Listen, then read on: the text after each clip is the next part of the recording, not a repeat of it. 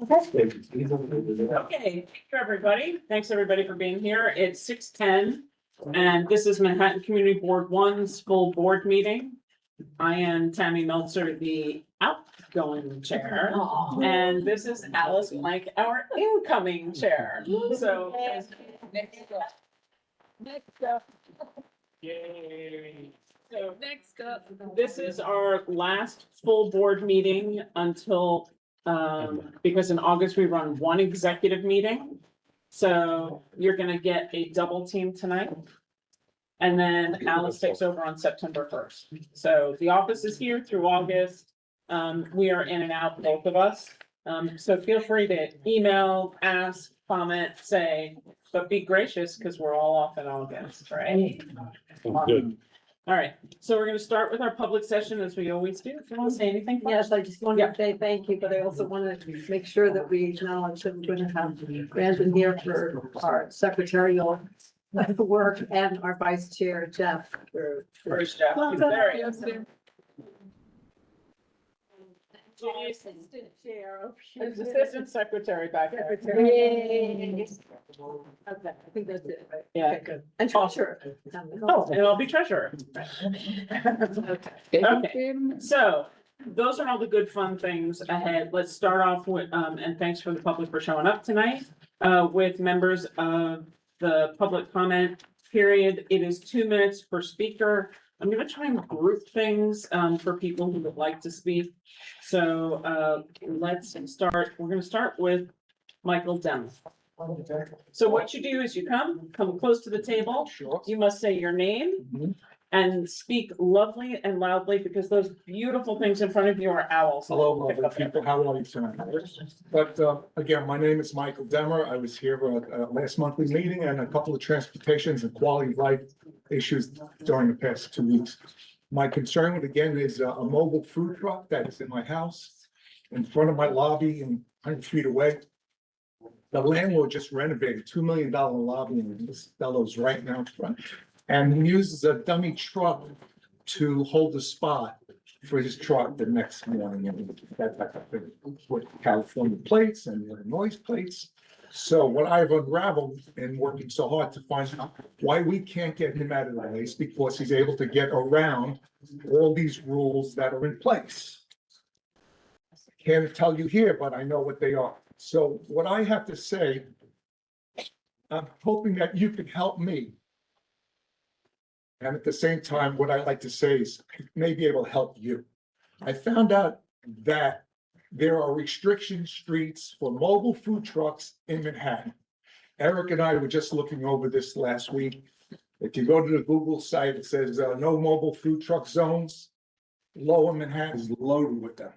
Even worse is south of Central Park, from the waterfront to Fifth Avenue.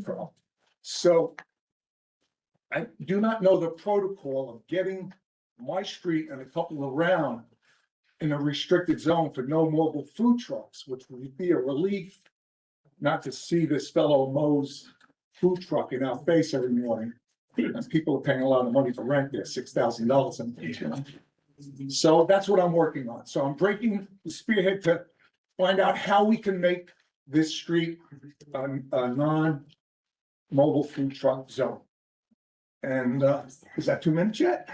You're good. You're just about. Just about there. So that's about it. I'm planting the seeds here for us to work on something like that. And Fantastic. okay. Thank you. Thanks, Miss, and thanks for your emails. I sent a few of you. I appreciate you acknowledging them. And I'm gonna get home before it rains. Good luck.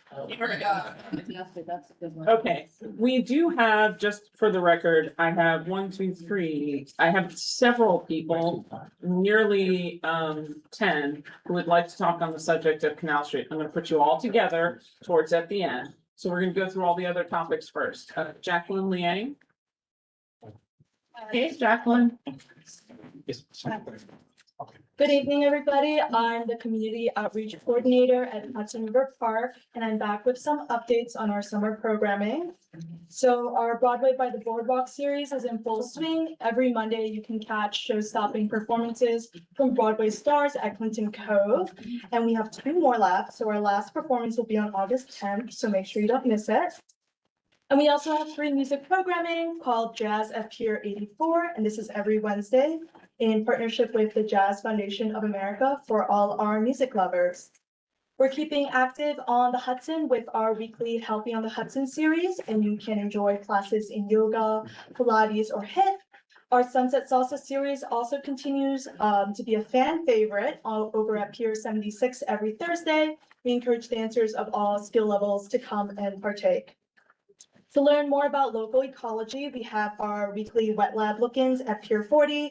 You can get some up-close look at some local wildlife, such as the oyster toadfish. We also have some seahorses. You can also head to the Discovery Tank over at Pier 57. You can kind of explore beneath the surface of the Hudson River.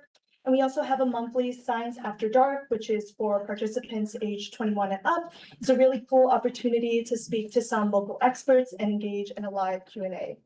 Finally, you should mark your calendars for Saturday, August 15th. It's going to be our Blues Barbecue, and this is an annual festival. You can expect some delicious local barbecue, some really great live blues music, and activities for all ages, so definitely don't want to miss it. One of our headliners is actually Bobby Rush, who worked on the soundtrack for the movie Sinners, if you've ever seen it, so should be a really exciting event. And yeah, thank you. I have summer programs. Please head to hudsonriverpark.org/events to learn more. Thank you very much. That's me. Penny? Okay, come on over to the table and introduce yourself. Hi, I'm Penny, the Associate Director of Civil Alliances from PAC NYC. Some of you know me very well. I am just here to tell you about our effort to commemorate the 25th anniversary of 9/11. There will be a series concert named Sounds of Remembrance. On the day of 9/11, we will have a concert featuring the New York Phil and also the Army Field Band. It will start right after the reading of the names, whenever that ends. The other one is on September 13th. It's a sing through from Come From Away. If you know the musical, you know it's very relevant to the events. As community board members, you're within our priority groups. So the registration for the events are not live on our website yet. However, I've left flyers over there. There is a private QR code. So please register before August 7th. Before we open it up to the public. We really want to prioritize you guys. I also left my business cards over there. So if you have any questions, please call me, text me, and email me. That's all. Thank you. Thanks, Penny. That was super fast. Great. Yeah. Okay. So here's what I'm gonna do, because it's Canal Street redesign and there are several people here. I'm gonna call your names. If you are online, please raise your hand. If you're in the room, do me a favor and please stand. I'm gonna go in order, just by the way I see them. Andrea Pedersen, you in the room? Or online? Zach, do you see them online? Yes. Okay, so before we unmute her, we're gonna go Esther Regelson. Online, yes. That's two online. We're gonna go two online, two in the room. Is John Noble in the room? Online. Okay, Daisy, Online. Robert. Okay. Chris Sanders, I saw online, Don't take it personally. and Andrea is actually twice. Okay, that's what's left. All right, so I'm gonna reverse myself since Robert is here, you go first, and then we're gonna go through all the names online. Please come to the table, introduce yourself, make sure the cameras can pick you up. My name is Robert Sakota. I'm a Community Board 1 resident. I'm here to speak in favor of the redesign on Canal Street. I often walk on or across Canal Street. I occasionally bike. And I even drive sometimes on Canal Street. And I think the redesign is very important from a safety perspective, from a flow perspective. The sidewalk extensions and the pedestrian islands are absolutely crucial for people crossing Canal Street. As I'm sure everybody here knows that it's sometimes very difficult to get across Canal Street in its current configuration. As a biker, the lack of a two-way bike lane currently in this part of town going east-west is a big problem. because it's dangerous for bikers and for others. But I would say even as someone who drives, I think the redesign is a good idea. Because we don't need people stranded in the street on Canal when you're driving by. And while I understand that there are concerns about bikers, in particular about e-bikers, those people are going to be in and around Canal Street, whether there's a bike lane or not. And the reality is having a two-way bike lane makes it safer for them. And it makes it safer for the rest of us as well, because I'd much rather, if there's gonna be an e-biker on the street, I'd much rather have them in a bike lane than in the streets with traffic, potentially causing even bigger problems for pedestrians. So for those reasons, I think, I am certainly in favor of the redesign. My one disappointment is that, it appears that the Department of Transportation is delaying the redesign on the east side of Canal. They're trying to, I think, address a large number of concerns, and sometimes, the perfect is the enemy of very, very good. So I think we should do what we need to encourage them to move forward with the east side design. Thank you. Thank you. Thank you. Next up is Andrea Patterson. Make them move over.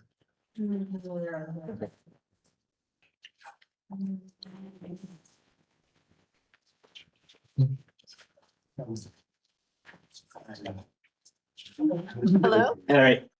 Hi. Yep, we can. Hello. My name's Andrea Peterson, and I've lived in Nolita for over 40 years. I've crossed Canal Street to take my kids to school in Tribeca, and I toured PS1 in the area. Nowadays, I cross Canal Street all the time. I go to Tribeca Galleries. I shop at Chinatown, and I totally support the Canal Street redesign. Crossing Canal Street has always been scary, and it's only gotten worse. Cars rush from the Holland Tunnel to the Manhattan Bridge and back. Just a year ago, a cyclist, Kevin Cruikshank, and a pedestrian, Mary Kwok, were killed as a drunk driver sped off the Manhattan Bridge. Their families are distraught, understandably so. This shouldn't be happening. Cars get 6 lanes while pedestrians are crammed into tiny sidewalks. We don't need any more studies. We don't need any more tragedies. We need to feel safe when we cross Canal Street with wider sidewalks, shorter crossing distances, and daylighting, and not to feel that our lives are at stake every time we cross the street. I fully support DOT's proposed Canal Street redesign from West Side Highway to Essex Street and beyond, and it can't start soon enough. Thank you. Thank you. Next up, Esther Riegelson.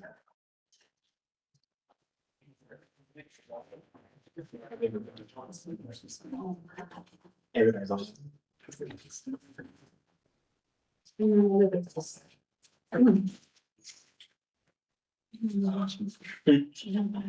Okay, Esther, you can unmute.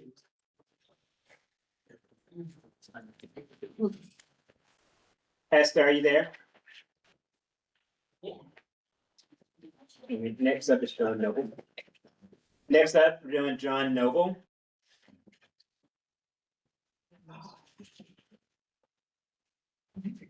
John, you can unmute.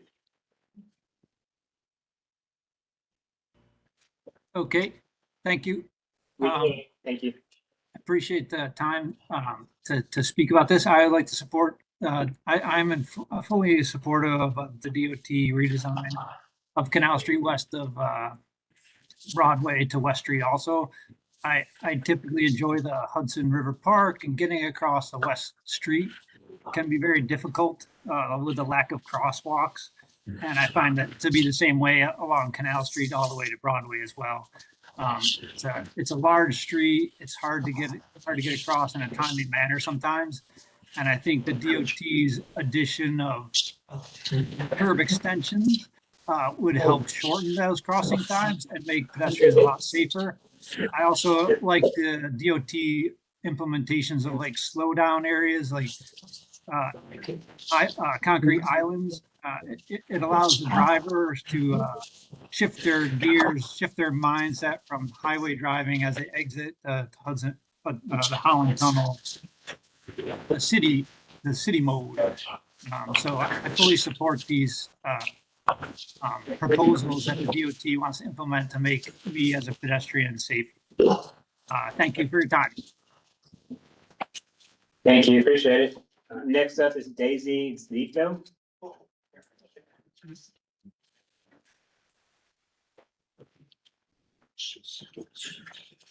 Hi, everyone. My Hello. name is, hi, my name is Daisy Cito. I am part of the Chinatown community, and I am a member of a club no one wants to join. I lost my mother to traffic violence. Thank you to the board for letting me speak. I am saying, I'm so nervous, I apologize. I am demonstrating support for New York City DOT's redesign of the western portion of Canal Street, the Grand Street protected bike lane. I also want to demand that DOT stop delaying plans to redesign the eastern portion of Canal Street. This redesign must cover the whole corridor. This redesign is so necessary because Canal Street has been a known hazard to seniors and pedestrians for years. On Canal Street, 9 New Yorkers have been killed while walking as pedestrians since 2014. Every one of was 55 years or older. Their average age was 74 years old. I support this plan's goals to make it easier for people who are aging or have mobility challenges to safely cross the street. It should not take more death or more injury on Canal Street to make this redesign happen. We have waited decades to make the streets safer, and this plan will save lives. I support the Grand Street pedestrian protected bike lane so bikes have a separate and predictable place to be. As someone, I shop, I run errands, I visit friends, I go to church. I would do so much more in Chinatown if the Canal Street area were designed to be safer. In its current form, it's dangerous and sometimes I avoid it. Please move forward with this redesign now. Thank you so much for your time. Thank you, we appreciate your feedback and we're sorry for your loss. Thank you. Next up is Christopher Sanders.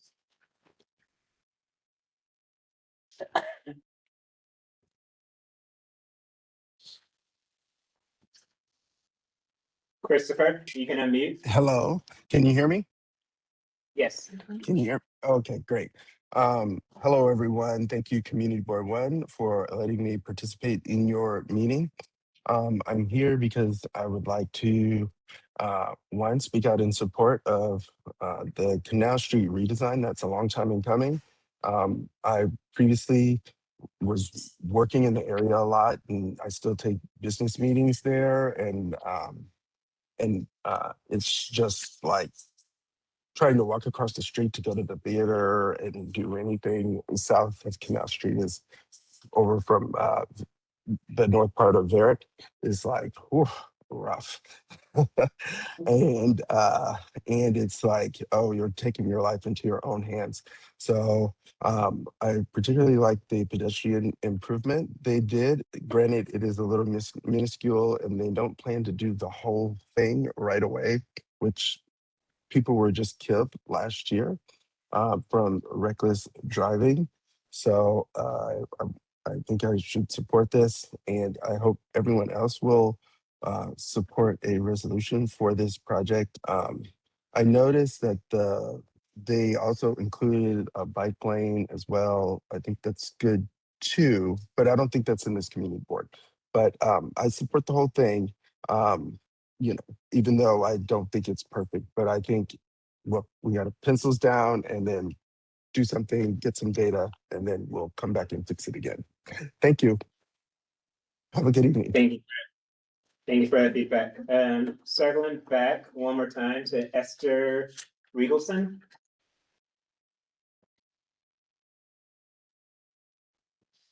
All right, And I believe that's everyone. Fantastic. Is there anybody in the room who has signed up to speak that we somehow didn't find, meet, or match? Okay, hearing and seeing none, let's rock and roll. Thank you, everybody, for coming and speaking up during the public session. We will close the public session at 6:30. Open up a public hearing. And the public hearing has signups.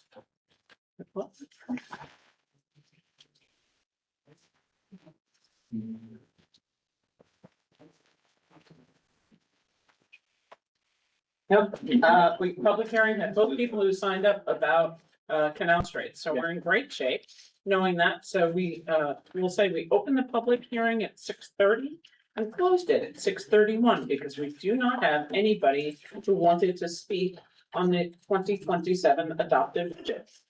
All right, moving along. For anybody who's joining us from the public and for new board members who may or may not have been with us last month, that concludes the public portion of our community board meeting. Everything from this point forward, the public is not recognized unless they are of a particular expertise that's needed during the negotiations and the conversations with the board that they're recognized for an application. All right, so with that, we go to adopt our 2026 minutes, and this is a roll call. All right, I have a couple of corrections to it. yeah, Please do. Let me find them.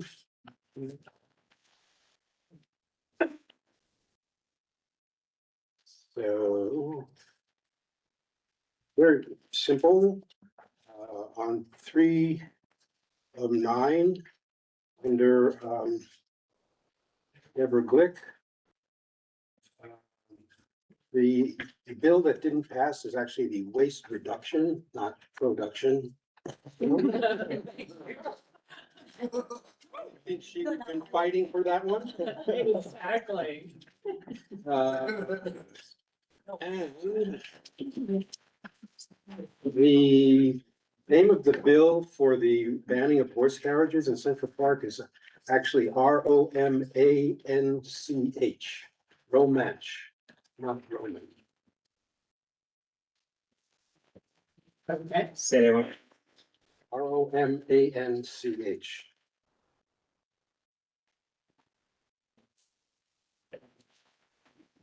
Any other updates? Cool. Hey. With- Go ahead. with any of those, and all of those, any and all amendments which have been accepted. Brendan, take it roll. Blank, Yes, blank, yes. Buxbaum, yes. Cameron, Cameron, yes. Cassell, So, yes. Shane. Chapman, Charcudian. Yes. Hey, you sound distant, so, Goes pretty long line, I see. yeah. How's I that? heard him. That's Charcudian votes yes. Cole, Not here. Coleman, Yes.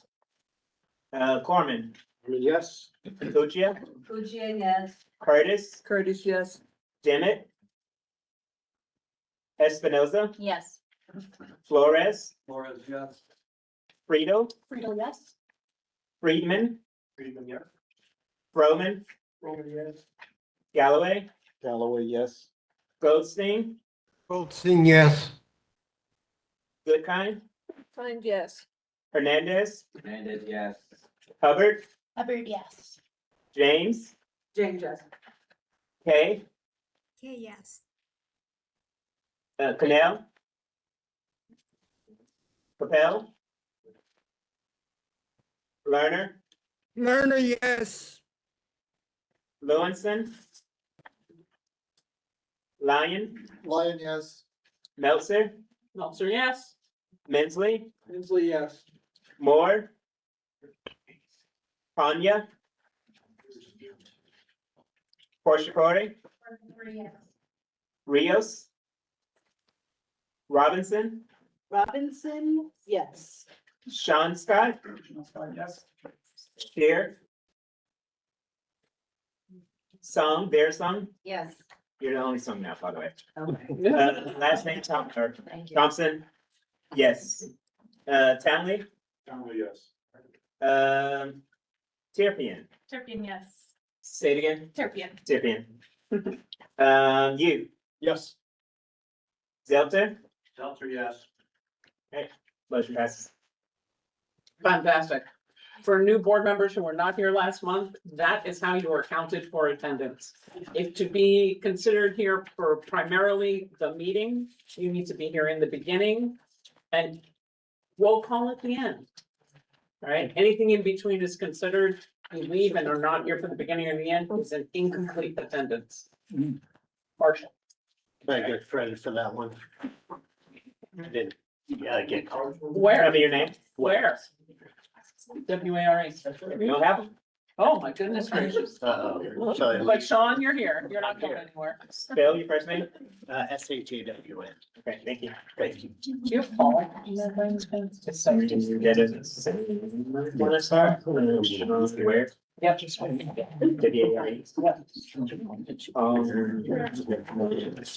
Okay, perfect. All right, thanks, Sean, for catching that. We do want Sean on the table. Okay. Yep.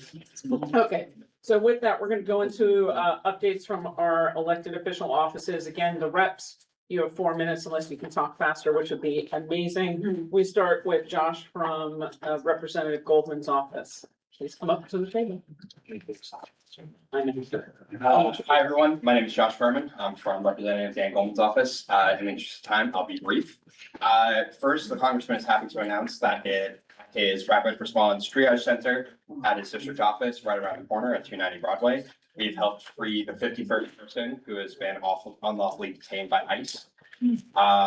If you, a friend, a loved one, a perfect stranger, are ever worried or ever experienced a detention at the hands of ICE, please feel free to reach out to us. You can call us or go to our office again at 290 Broadway. We're right where the immigration courts are.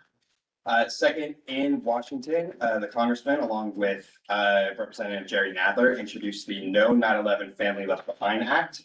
The long and short of this is this act would make 150 families of victims who were previously ineligible re-eligible for the compensation. This would make 150 9/11 families on average be eligible to receive close to $300,000. And then finally, Congressman Goldman, Senator Schumer, and Senator Gillibrand called for an investigation into the Trump administration's plan to move the Army Corps of Engineers offices from here in New York City to privately owned offices in New Jersey. This move would disrupt ongoing projects, move the Army Corps of Engineers further away from local stakeholders, and ultimately may not be compliant with the law. And that's all I've got. Any questions? One. I just want to hear you in the first sentence. So did you say competition? Yeah, I thought I heard you say something about competition. That's not the word that you were saying. With compensation. Compensation. Yes. That's better. All No, right, they're thank you. Sorry, thank you. All right, fantastic. Thanks, Josh. Dan, Senator Kavanaugh's office. Everybody, Dan, Senator Kavanaugh's office, welcome new board members and congrats Tammy on last full board as chair. Now that we're post legislative session, I don't have too many updates to share on the legislative side, but I am excited to announce that the New York City Council has introduced a bill to adopt the new $75,000 income threshold for screen and DRE that was enabled in the state budget this year. Intro 978 is sponsored by Councilmember Farrell Lewis and will be retroactive to July 1st to allow applicants who are eligible under the new $75,000 threshold to apply and begin receiving the rent freeze benefit once the bill is signed into law. Once approved, an individual's benefit would begin on the first day of the month after their application was filed. So thanks to Councilmember Farrell Lewis and also to co-sponsors Christopher Marte and Harvey Epstein. And on the community side, we are planning our various working groups on the Manhattan Detention Complex and the Battery Park City Community Advisory Council. So as always, feel free to reach out if you have questions, concerns with either of those groups, or even want something brought up at our next meeting. And other than that, we'll be at National Night Out, at the first precinct, and we will be at, the various NYCHA family days tabling if you want to come eat the community tea. That's all I have. Okay, go ahead, Justine. Just a quick question, and thank you for everything, saying thanks, Senator Kavanaugh, for everything. Question with the screen tree. Yeah. Right, that they raise the income, does that apply to Battery Park City residents yet, or is that still outside of the scope? No, it does. It does. It Yeah, does. It does, but it hasn't, so it needs to be, Max is right, it needs to be introduced at the city level for it to be. I don't know top of my head what the status is right now, but yeah, I believe it should. Yeah. And it should be like. I know Battery Park City residents who have qualified. Yeah, qualified, Yeah. so maybe, but it'd be nice if we're sure. Okay. Thank you. Yeah, of course. Thanks, Jeff, too, because I've heard both. Okay, I think we did it a few years ago. Yes, I think that's Yeah. right. Yeah, I don't think so. thank you very Thank much. you. Anybody else? Hearing and seeing no others, thank you very much. We're gonna move to our assembly team, and I believe we have Representative Lane is here from Assemblymember Glick's office. I didn't see anybody from Lee's Assemblymember. What? You gotta sign in. Signing. Hi, everyone. Nice to see you all. Hope you're having a nice summer. I just have a quick few updates from Assemblymember Glick's office. So we just want to elevate something from the New York City Office of Emergency Management.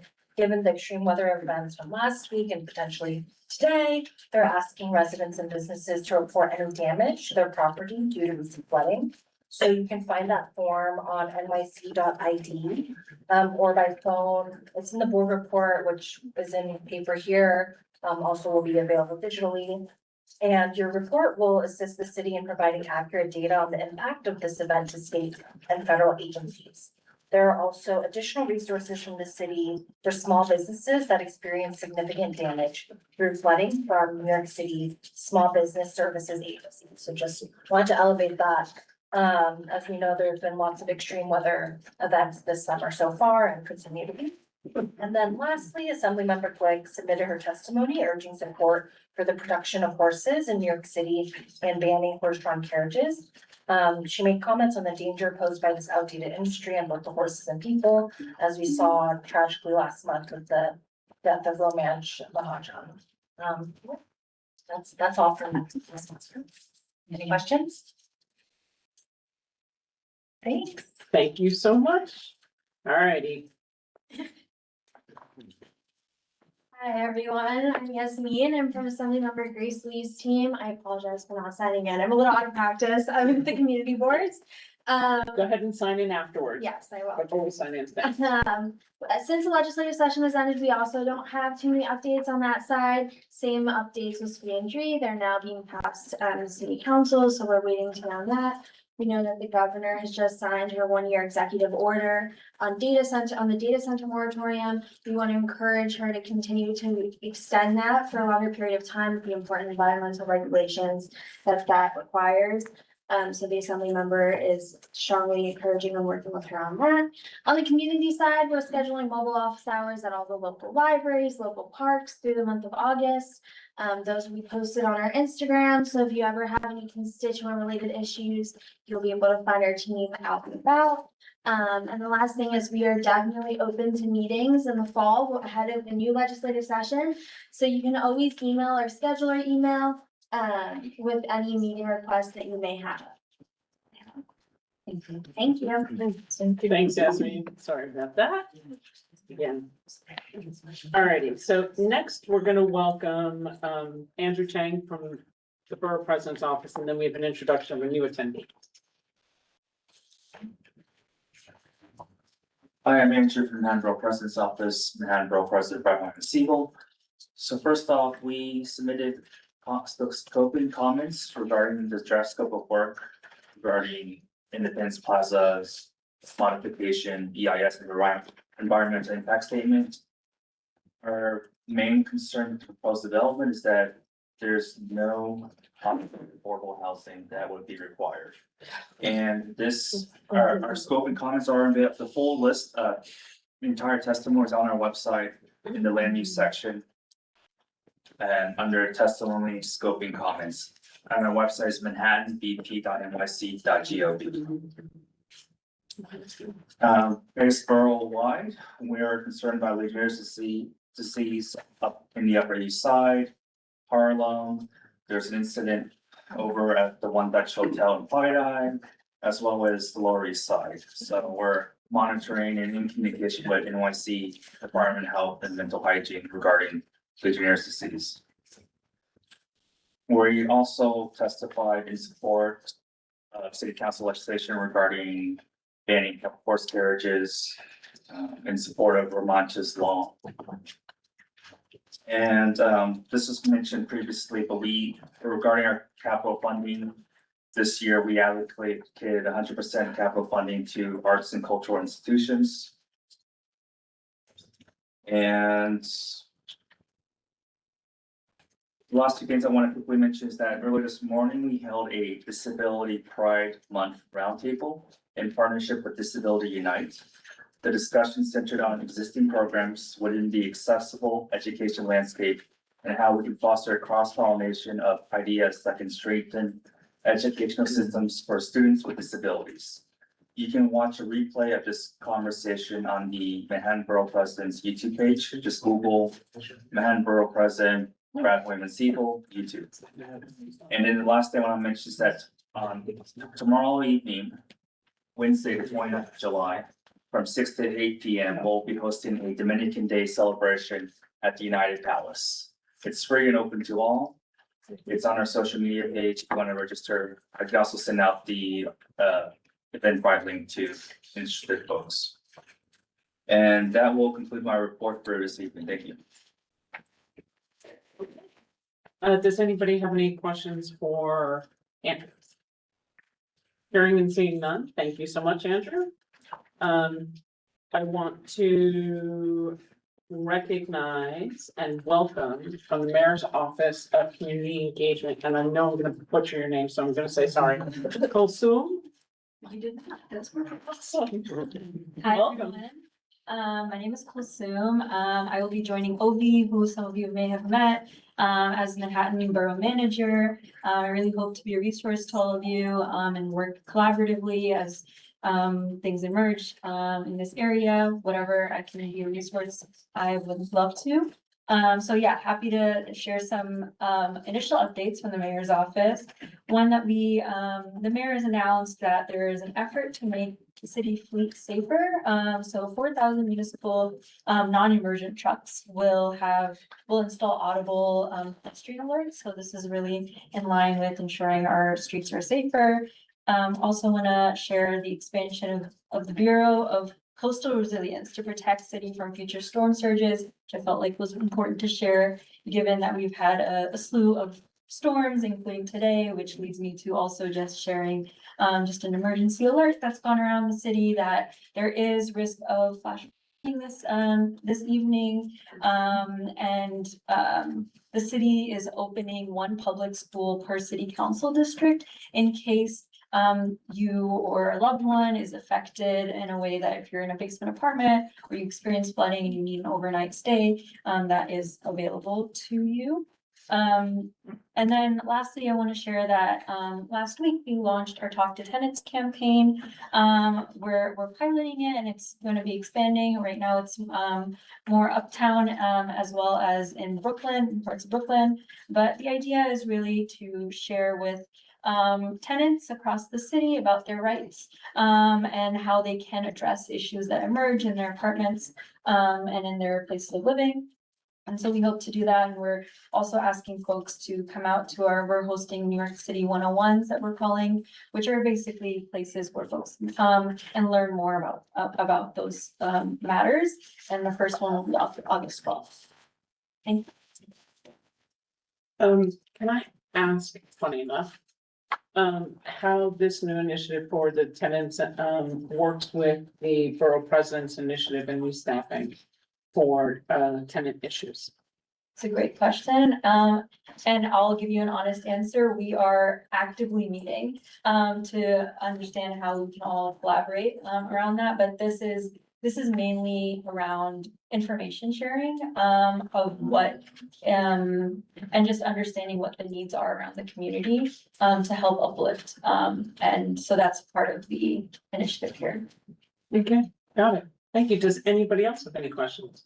Eric? Yes, on that tenants program, are NYCHA residents able to attend?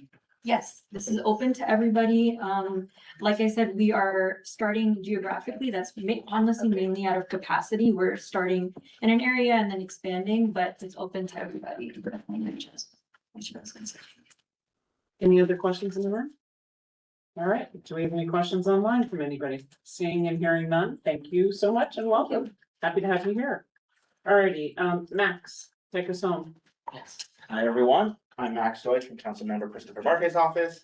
And so, start with some legislative updates. 2 weeks ago, the city council held a 10-hour hearing on Councilmember Marquez's bill, Romanche's law to ban horse carriages in New York City. At the hearing, we heard from Romanche Mahajan's family, who testified that they believe this industry should be banned, so that no other family loses their son, loses their nephew in a carriage accident. And we also, hundreds of people attended.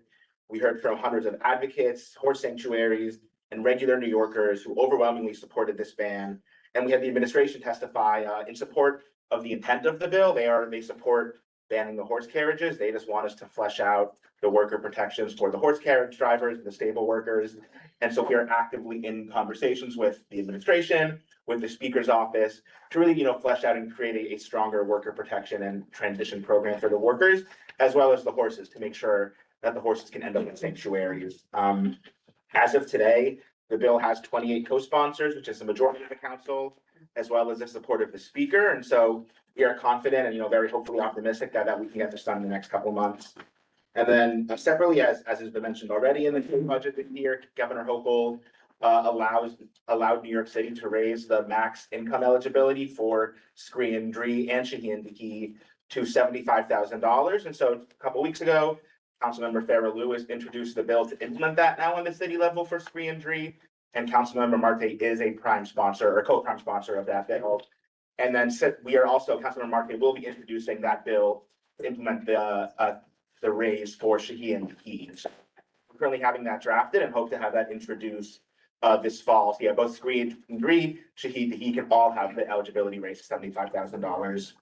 And lastly, because I mention it every month I'm here, we have finally had the bill drafted to amend the whole ticket licensing, vending licensing system in the Battery, which again, all came from Community Board 1. And so we will definitely be introducing that at the earliest, August 13th. We're talking to the administration and the speaker's office and Harvey Epstein, who's the chair of the Consumer and Worker Protection Committee, to try and get that done as quickly as possible, see if there's a way we can even get it introduced and heard before the next date, because again, I think there's a lot of real urgency and real recognition that something has to change. And so those are our legislative updates, and then some just quick budget things. Two big Community Board 1 specific budget allocations this year. We allocated $1 million to renovate the Battery Park City Schools playground, and $223,000 to support the hospital simulation center at BMCC. And then district-wide, we allocated $300,000 to capital investments in our parks, along with $475,000 in discretionary funding to support activities in green spaces and cleanup efforts in parks in the district. We've allocated $660,000 in discretionary funding for social services in the district. So that's workforce development programs, case management, public benefits assistance for disabled, citizenship classes, low-wage worker support, $117,000 for legal services. So that's for victims of gender-based violence, immigration support, low-wage worker support, housing assistance, any other general legal advocacy.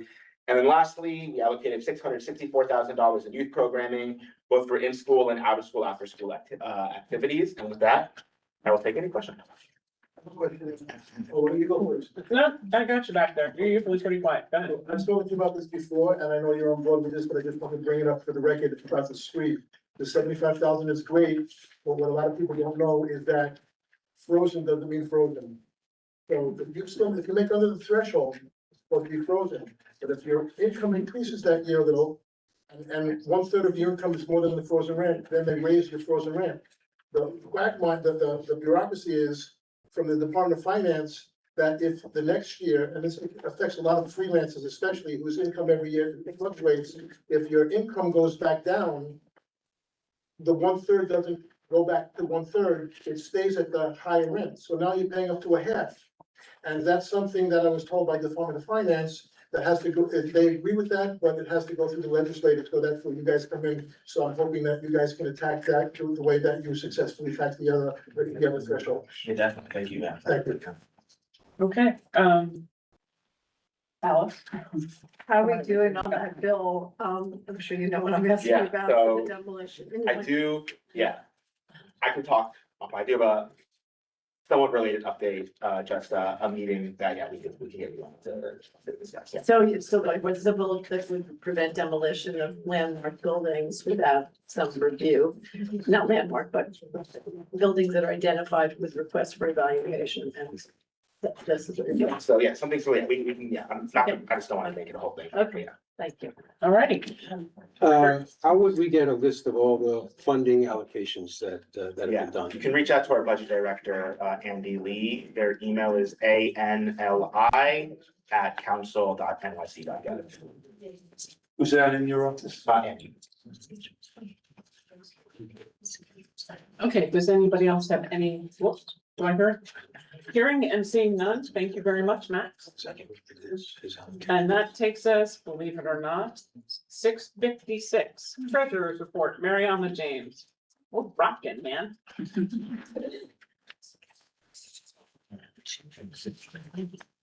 All right, this is actually not just the end of the quarter, but also the end of the fiscal year, for June 30th. Like Tammy, this is my last treasurer's report for the full board. Yeah, my last meeting as treasurer during the full board. So, and my last report. During the time that I have been treasurer, most proud of keeping the board functioning with the best possible equipment and temporary staff during COVID, when we could not raise any money in street fairs. Balance that the hell out of that budget. Speaking of street fairs, this year, fiscal year that is, we will be rolling over from this quarter, this month, into next year, $147,000 from street fairs. We also have no money that was, gifted to us that we failed to spend, so nothing that we're sending back to the government. Only thing that we spent on this month that we might not have spent on other months would be, we had a training in June. And we had some temporary staff, temp services with George James and Martine. That's it. Anybody have any questions? Now, I want to know, I expect you all silence the same way. Treasurer, don't save all the hard questions for me. All righty, let's move on from treasurer. Okay, Zach, take it away. Okay, so as part of the community district needs process, the city puts out an online survey for everyone in the community and across the city and all of the community boards. So this is a link to the survey. I'll make sure to pass it around via email also. And this can go to anybody, so you can share it with neighbors, friends, colleagues, etc., for them to put in their input on what this community needs. And this, the survey will stay open throughout this budget process, but I'll give you updates on what the responses are at steps along the way and how many people are responded. I'll also give it to our local press to push out as well. Just a reminder on timelines for district needs. July, we through here. Thank you for reviewing your committee items and removing and editing items that needed to go. August break, just encourage everyone to come up with new items for your committees. And then back in September, you're gonna bring your new items to that committee and then continue editing. And then in your October committee, you will finalize your committee's items and rank them. And then in October executive committee, those will be sort of merged together and the final and rankings will be done. And then October full board, the votes will happen. If anybody ever has any questions on this process, happy to connect with you on the side. Okay. Okay. Fun for the City of New York. I mentioned it last month, but they give free fellows away to community boards. So if you have an idea for somebody to a grad student to study something, they are available. We put a very short proposal together. It's fairly straightforward and if it's your project, you and I help kind of guide that fellow on their study and yeah, it could be pretty much anything that you think you wanna have an extra smart young person to look at. Sorry, one question. Yes. Does it have to be a grad student or student? The Fund for the City of New York selects the individuals and then they pair them with us. So we don't get to pick on that end. But there's an application on their side to apply to them. Okay. One of our fellows, not from the Fund for the City of New York, but from Pace University this summer, Soumya Parepu. She is continuing our work on bringing New York City open data to the board, to life. The first project was 311 data. Second project was Department of Buildings permits, so you can look at all the new permits and construction going on. And this last one right now is transportation collisions, basically, crashes, accidents. And there are about 6 or 7 tabs on it. You can see various types of collisions between cars and people and cars and bikes and people, cars and bikes, and you can get a lot of interesting data. For instance, this map is showing you all of the accidents with injuries that happened in the district this year. So I encourage you to play with this. It's on our website. And she's here through August, so if you have any feedback on it, it's still kind of a work in progress. Feel free to send it my way and I'll get it to her. Okay, this is a fun thing that's coming in September. There will be 50 life-size buffalo puppets walking down Lower Manhattan on September 20th. September 19th, they'll be in Brooklyn, September 20th. They'll be walking down Broadway in the district. So this is gonna be a lot of fun. And I'll see you on the. Well, I brought it to Zach's attention and to the board's attention. This is unbelievable, and I really want to use this as a time where we all gather. We'll distribute the map as to where it's going, but it's all downtown.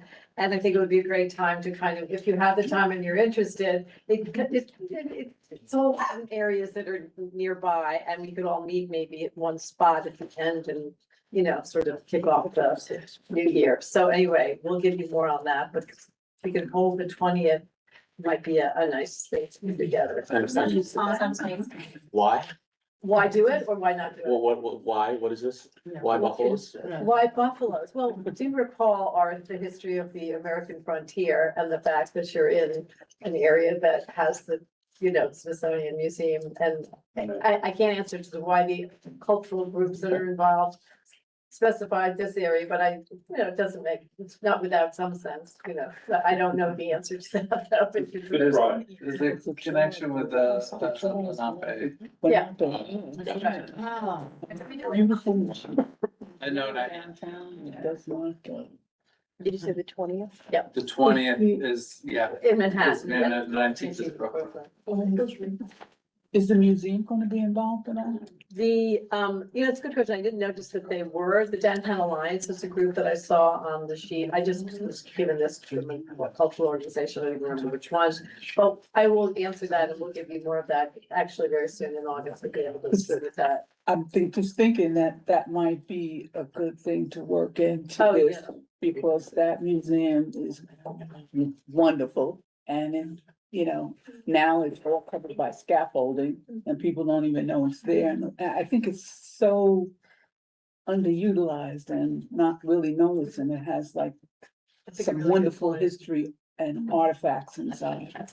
So we might wanna do something to incorporate that and bring attention to 100%. that. Have you seen buffaloes roaming the stampeding all over Manhattan landscapes? Just for this event. Again, don't know. I've never seen it before. Has anyone else seen them? Have you seen them? Because rents, all right, so the dreams. Well, you're gonna pull the end of Broadway, just saying. I promise to follow every detail, which I'll get to that. Yes. Puppeteer in one of the buffaloes. Yeah, 50 of them, so it'll be cool. No hunting, okay? All right. Smoking meetings. Okay, keep going. Okay, so, August break. That would be fun. Enjoy your break. Just want to flag that, staff is, limited in August. And, everybody do whatever you want to do and on your August break while you're not at community board meetings. Yeah, well, exists. Except. Next. Andrew has a question. So, Zach, with something like the collision study, Yes. is there anything we take from that will take a form of a resolution to send to DOT or anything? To take that action a little further? Yeah, I mean, I think it's, looking at data, seeing where, I mean, just looking at that map that was shown, I thought it was interesting that,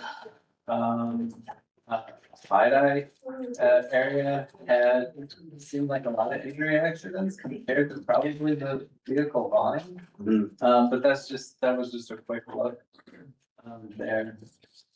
But I think, like, getting analytics from that is, I think, gonna be something that everybody, I think, should, take a look at and to see what they see in the data. I think it'd be interesting, Andrew, to take a look at where the crash data is and see what the traffic controls are. And that's something that, where's Jess?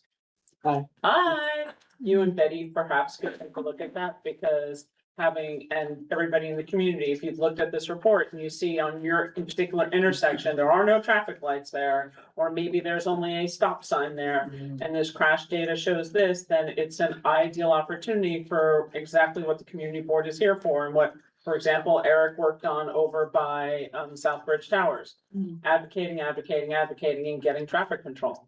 And whether that's a stop sign, if there isn't one, a traffic light, if there isn't one, whatever the case may be, that's exactly what we do. So thank you very much, Mr. Zelter, for prompting that conversation.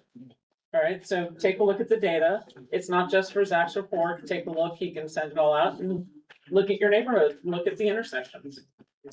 All right, so my turn. Oh, sorry, Wendy. Curious, are you looking for, like, with future grants and things like that, in terms of data studies to go with this? Is linking the two things you're talking about? Because of course, I always want to know more about garbage, composting, things like that, violations or, things that are happening. I mean, that's something, if we had more data in our neighborhood, I think it would help our cause, especially the article on the broadsheet that basically said that these big container bins are coming in. Some of the buildings are so big that we can't have enough bins on the street to even handle all the garbage that's gonna come.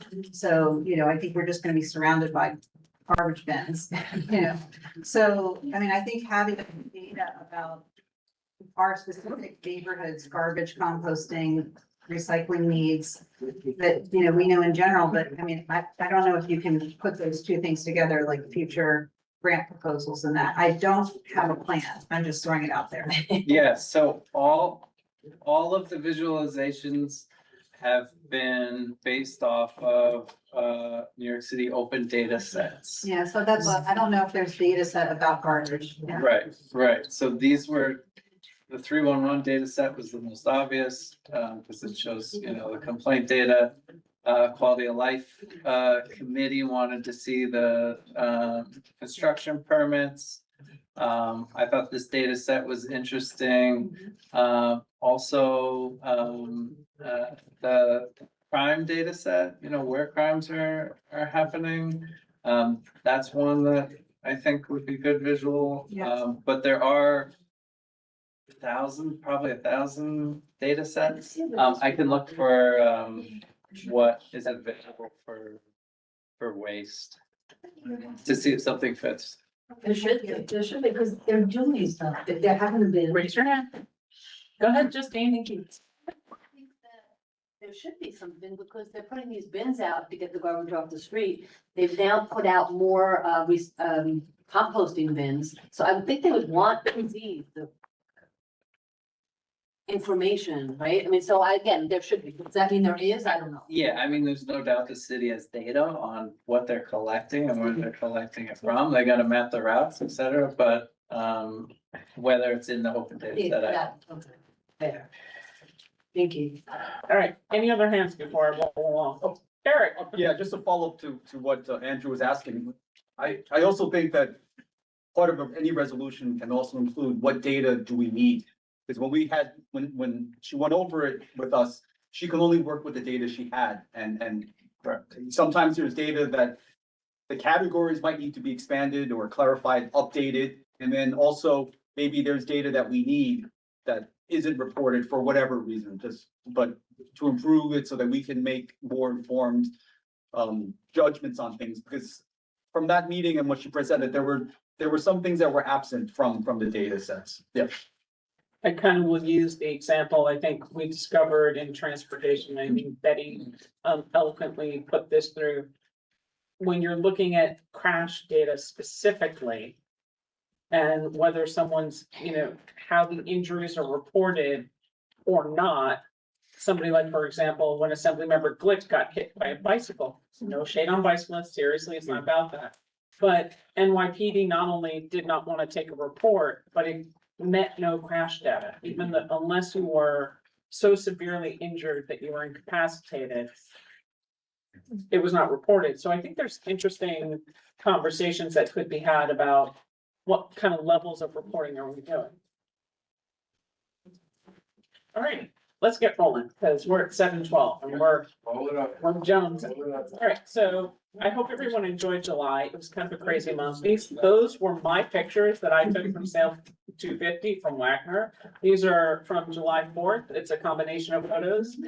If you were able to enjoy the fireworks, which I hope you did, we had Community Board 1 tickets that went to Pier 15. We had a ton of outreach for people who were affected, to the affected small businesses and the local residential buildings. I want to thank everybody and anybody who helped the office be in touch with people to let them know. So if you lived in the frozen zone, it was not as bad as it could have been. That's everywhere I've been. The picture I didn't put in that I really, really wanted and I couldn't find on my phone sadly was walking in the Pride Parade with Borough President Coleman Siegel and so many people. It was a hoot.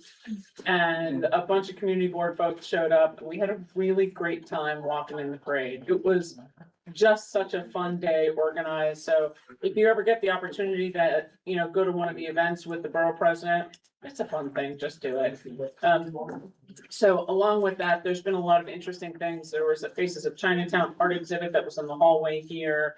The borough-based jail, I tuned into the artist selection panel, which was odd and interesting. That's all I'm gonna say about that.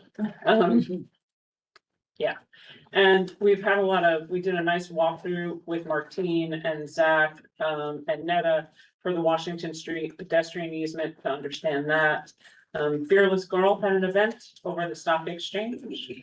And I've been doing a lot of the training classes that the borough president put out just to see like, hey, I don't know anything about this. Let me go learn something.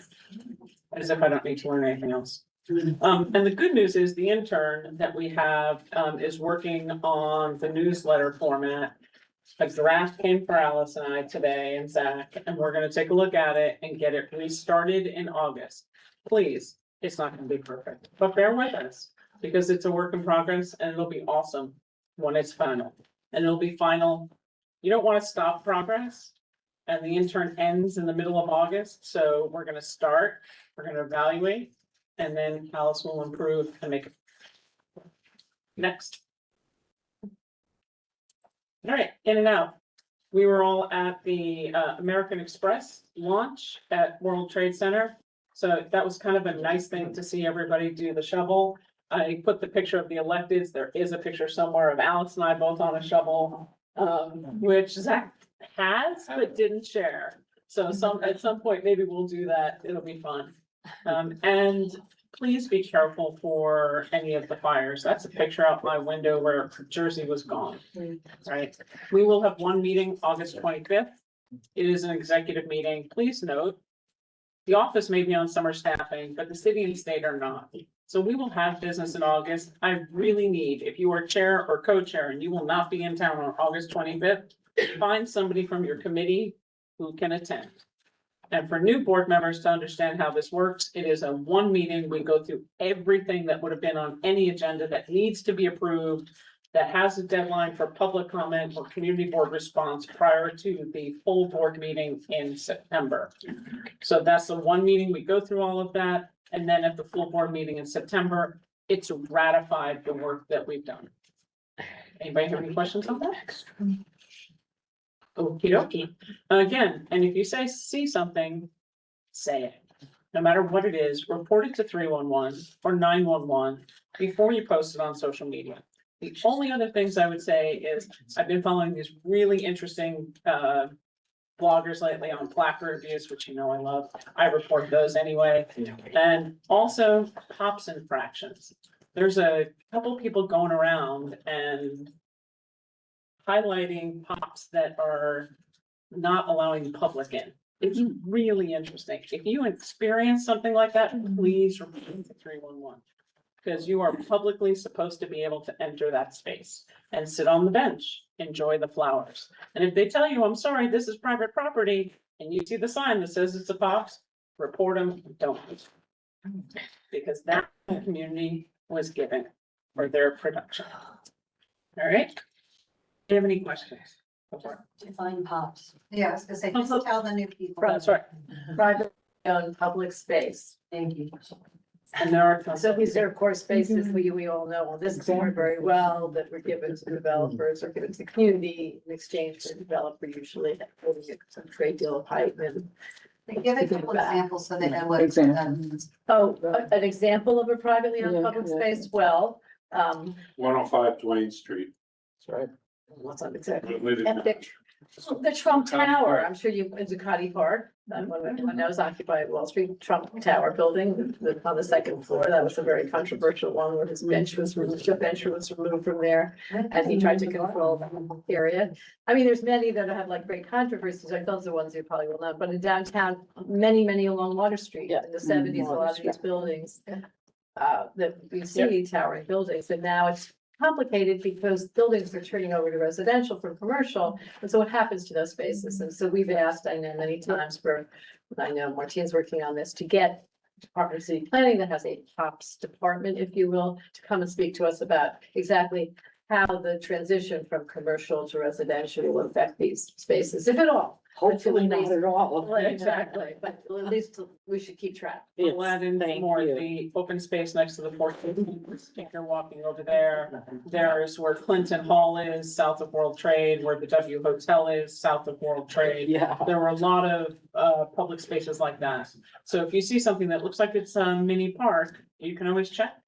They usually have a sign. And they usually have. It's also a website, you just have to put in pops and you'll see them.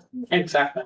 Alrighty, summer streets are coming up. If you enjoy being outside on the 1st, the 8th, and the 15th, you can run everywhere in Manhattan. And please remember that these start at the base of the Brooklyn Bridge, go up center to Lafayette. So they are in our district. Next slide. Okay, that is my garden on the left, just so you know. Right, left. So yeah, that's in one of the gardens. This is at the Fearless Girl event. It was a public event outside the New York Stock Exchange, which was a lot of fun to go to. And that's the head of the New York Stock Exchange, Lynn, and one of the folks from State Street at ringing the bell. It's just fun. Alrighty, stuff that's up and coming. We are, the Battery and the task force of the stakeholders around the Battery are pushing City Hall to. Where's our, here? For the task force to be able to, it's not only about the ticket hawkers in terms of ensuring that the behavior isn't bad, it's about prevention and enforcement. Because if we're just doing one sweep by NYPD on a Monday, and they're all back 45 minutes later, we're not doing anything to prevent it, we're not doing real enforcement, and it's just playing whack-a-mole in the neighborhood. So again, working together with the mayor's office, hopefully, to get all of that done, and we're waiting to hear back. And that's being very much led by the Battery. New York Stock Exchange is looking for improvements around and inside the fences. We've been speaking with them and the Downtown Alliance to try and form a group that includes the residents and the community. So it is a far more residential neighborhood than it ever has been, and making sure that the equal footing of the voices are all there. Jeff and team in environmental protection with Alice and Jeff and everybody have been looking for mitigation on the Battery Park City Authority for impacts to construction. I should have put BBJ in there as well. But for the mitigation Battery Park City, it's mitigation for the impacts and seating. Because there isn't any anymore for free public seating.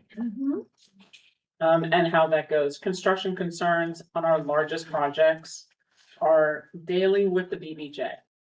We have been through environmental concerns, construction concerns, rain and flooding concerns, and those don't go away when we're on hiatus. So the office is still dealing. Thankfully, Excel is on board for both of those projects, but you'll still hear about it. Alrighty. And then we have trainings coming up. Check your emails from the borough president in August. And then on 9/11, we will have our annual community event. We don't have a final timeline yet because this year, unlike any other year, there will actually be a bell tolled for the community. So I take that as a great, great, great thing. Please make sure you are signed up on their website for information. If you are not, and identify yourself as a local community resident. They will have an email that you'll be able to show, and you can go for that part of the event. And after they do the last ring, which we don't know what time it is yet, we'll meet and gather over by the survivor tree to celebrate survival and honor the past. And next slide. National Night Out, Tuesday the 4th, please go. And I thank you for those on our board who serve, which are Lucy and Pat from the community board, both serve on the First Person Community Council. And let's get it going, 7:23. Motion to limit debate. I think it's gonna be a great meeting tonight. I don't think we're gonna need this at all, but it is a gentle reminder that the motion to limit debate sets a period of time and the number of speakers, or it can be made at any time. It is not debatable. Usually I do it by feel in the room. Instead of doing a 2/3 vote, if I get most people in the room nodding, then we move forward with the limit, all right? Because none of us really enjoy being here till midnight. There you go. See? One more reminder, for if it's reports only, the committee only gets 6 minutes. Exactly. And if you were not here for the roll call vote that was taken, you have to do an oral vote for the next one, and I think I have two. Yeah. Okay, great, let's go. Yep. Go. Somebody did add a bigger one in. That's me, and there's Alice. Nice job, Zach. It was a fun day. We're really excited. I mean, just, making sure Amex stays in the neighborhood and making sure that the campus is fulfilled will be great. Maybe if we're really lucky, when this building is done, we can make Vesey into a shared street with a double-way bike lane to connect the Greenway to Church Street and maybe over to the bridge. I will say it was an amazing opportunity to sit next to some of our, closer to the sun on some of the electeds, and I didn't waste time where everyone was so thrilled about the 25 years it took to build two World Trade. I did ask what's going on with 5. And, you know, there was a lot of, it's a good question. We don't know. And I will say, the last thing I heard Senator Kavanaugh say as he walked out was to press Port Authority and others in the room about 5 World Trade, so super happy to hear. All right. Nice job on that photo there. All right, we're not gonna go over my report for the DSNY citywide containerization program. We don't have a lot of opportunity for streets, and the street usage is one of those things that I really think maybe a more holistic look at the streets in our neighborhood and having, the community determine better uses on the streets would be great, because we need containerization. We love outdoor dining. There are members who want everything, and some people want parking and other people need commercial parking. And so the continued usage of the same public space doesn't seem to be feasible, especially in the historic districts. So I'll leave that where it is. Independent Budget Office did an incredible report. I happen to really like them. We asked for information from IBO, because the one thing that, the one thing that we asked was about the pet-a-terre tax. And the reason that we asked about that is that will actually tell us a lot about the housing in Community Board 1. And I am pleased to report that they did reply back with an update on that. She said, she confirmed with the team that the data on pet-a-terre tax surcharge will be detailed and tied to borough block lot numbers, the same as the real property tax, which will allow them to do geographical analysis, which is what we're looking for. But they've not received anything, no transmission of data, including taxes, and they can't be sure how the Department of Finance will report it out. That I think is sad, but I think we stay tuned, because that goes a lot towards what we argue for all the time about housing and getting more affordable housing and making sure that we're not building just luxury pet-a-terres everywhere. Right? And then there were other questions which they answered, and I will send out for a report. So they're going through here. All right. What else do I have on my sorry, Pier 15. So Doc NYC came, we made, with EDC, our primary contact at EDC for all waterfront has resigned. Today was tomorrow I think is her last day. Sad to see Tara Doss go, but Gustavo was here with Doc NYC. We went over a lot of the needs for the community there, and hopefully they're working through the punch list for operations. And then Dr. K and I worked through all the reporting that we did for the public restrooms and all the work that we've done since 2019 or something like that. And that'll be sent to the borough president's office and the new mayor's office of engagement for ways that perhaps we can get a public restroom, I don't know, for the public downstairs in the municipal plaza and at Gotham Park and other places that we've asked.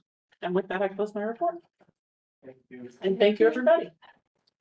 Thank you, Kevin. Yeah.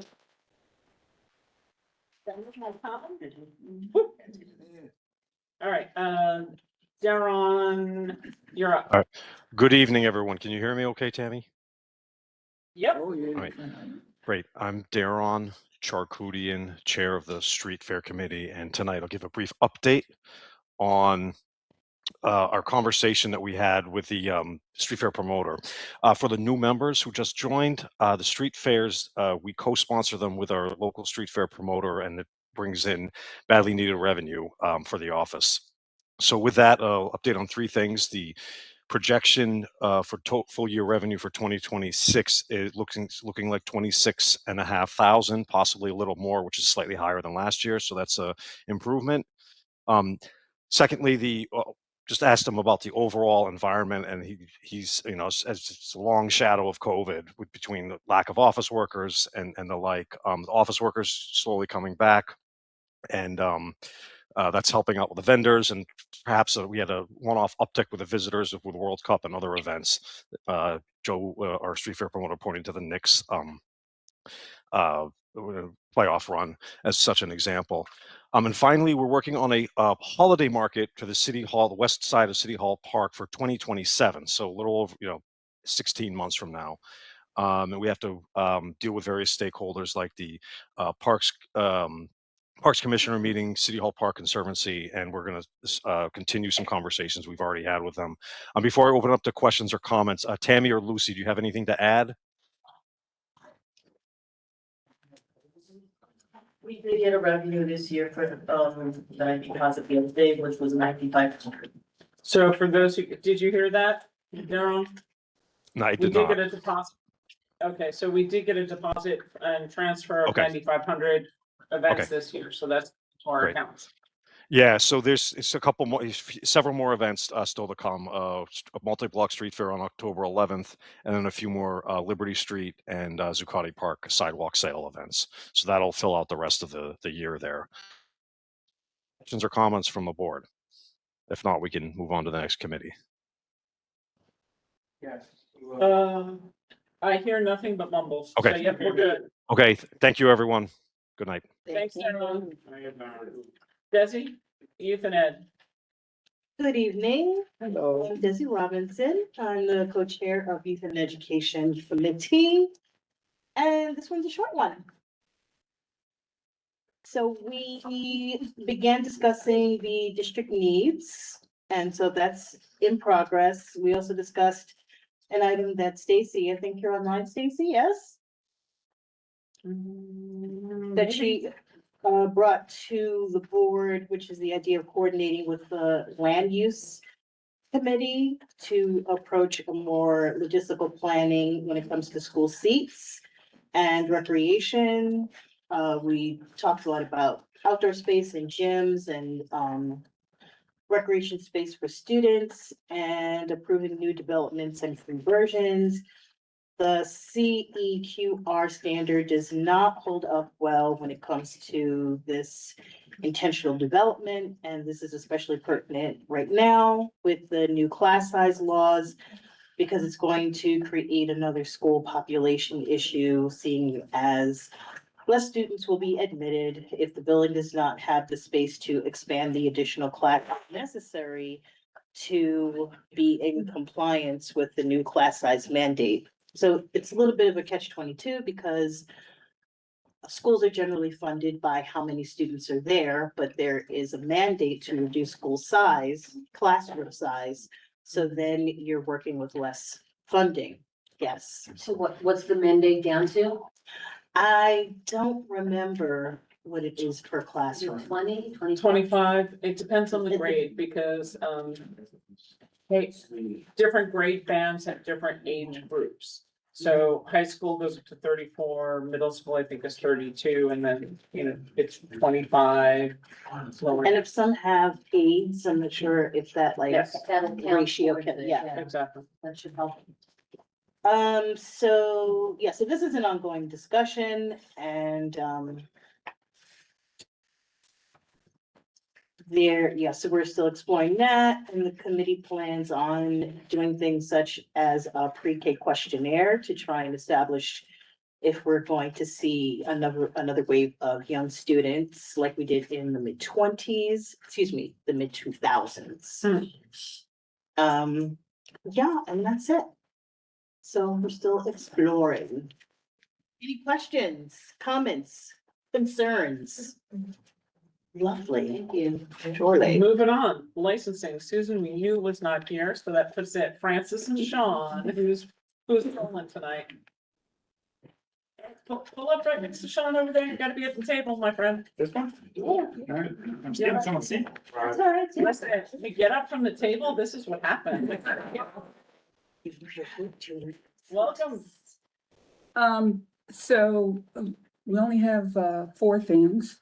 And we'd like to take them all together, but I'd like to thank Betty and Jess for the corrections on three of the resolutions. Instead, it should be corrected to say they will have the recorded background music. 205 Hudson is the only one that was correct. And 205 Hudson was the. I'm sorry. There was a word. Wording, Okay. just 2 words. They will have, right? Yeah, it says. Gotcha.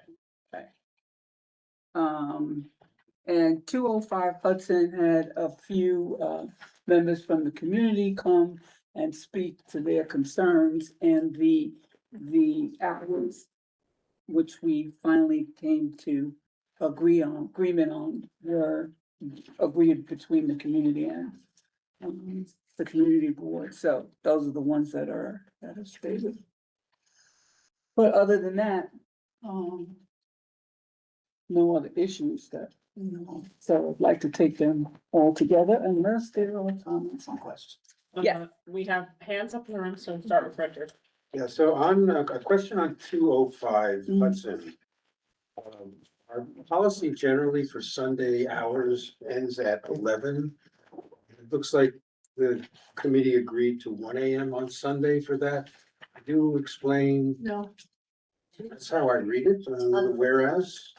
Like, what's it? There, it says 12 PM to 1 AM on Sunday. Thursday. Sunday. Sunday to Thursday, 12 PM to 1 AM. That's what they were asking for. If you look on the next page, on the actual first whereas on the next page, that was what was approved. That's fine. Yes. Whereas. Okay. And the community agreed to it, right? Yes. So 11 is. All right, Next. hold on. Hold on. I actually don't understand what that says. Yeah. So it's 8 to 1, Monday to Wednesday, right? Thursday to Saturday is 8 to 2, and then Sunday alone is 10 to 11. Yes. Yes. Got it. What's confusing, some people in the room is that the very first whereas on the resolution is stating what they were initially applying for. They did not get that approved. On the next page, the very first whereas shows What was actually approved. Okay. Would you? Sunday is till 11. That makes. Yes. Would you be willing to move what the CB approved down to the last whereas, so it's really clear that that was the last thing that we said? And have they signed the stipulation yet? This one, I don't remember. Yeah, of all vendors, this one has come before us many times. They'll sign it. I know that. Yeah, just make sure it's unsigned, that it comes back to community in August. Yes. To You want executive. that, so just to be clear, you want that at the bottom as the last whereas? Because that's, at the end of the day, anything that they've agreed to, I think should be right before the therefore be it resolved, so people can easily see that they agreed that. And they agreed that they would have staff to monitor I would argue that if you're gonna leave it to move it under the second, the first row. I'm comfortable with wherever you think it's least confusing and most impactful. It's up to the. Richard, you brought it up, where do you think? It was very confusing, you say. I would say, why not put it right up behind the first one? Right here, the first. Gotcha. The committee, Right, and what committee they- agreed to. Yep. The following. And maybe change applied to proposed. Yeah, asked for. Apply, yes, I like say, proposed. Landscape applied for, and the committee approved. Right. Why? All those sound like Committee, why? Sean, does that work for you? I got a thumbs up from Sean. Okay, fantastic. Any other questions? Eric? Yes, so it goes to two AM Thursday to Saturday. Is, I personally think that's too late. I think two AM is a little late. You wanna go out? Yeah. He agreed to it. Really, no one had objections about two AM. If they did, it wouldn't be. No, Grandpa. Okay,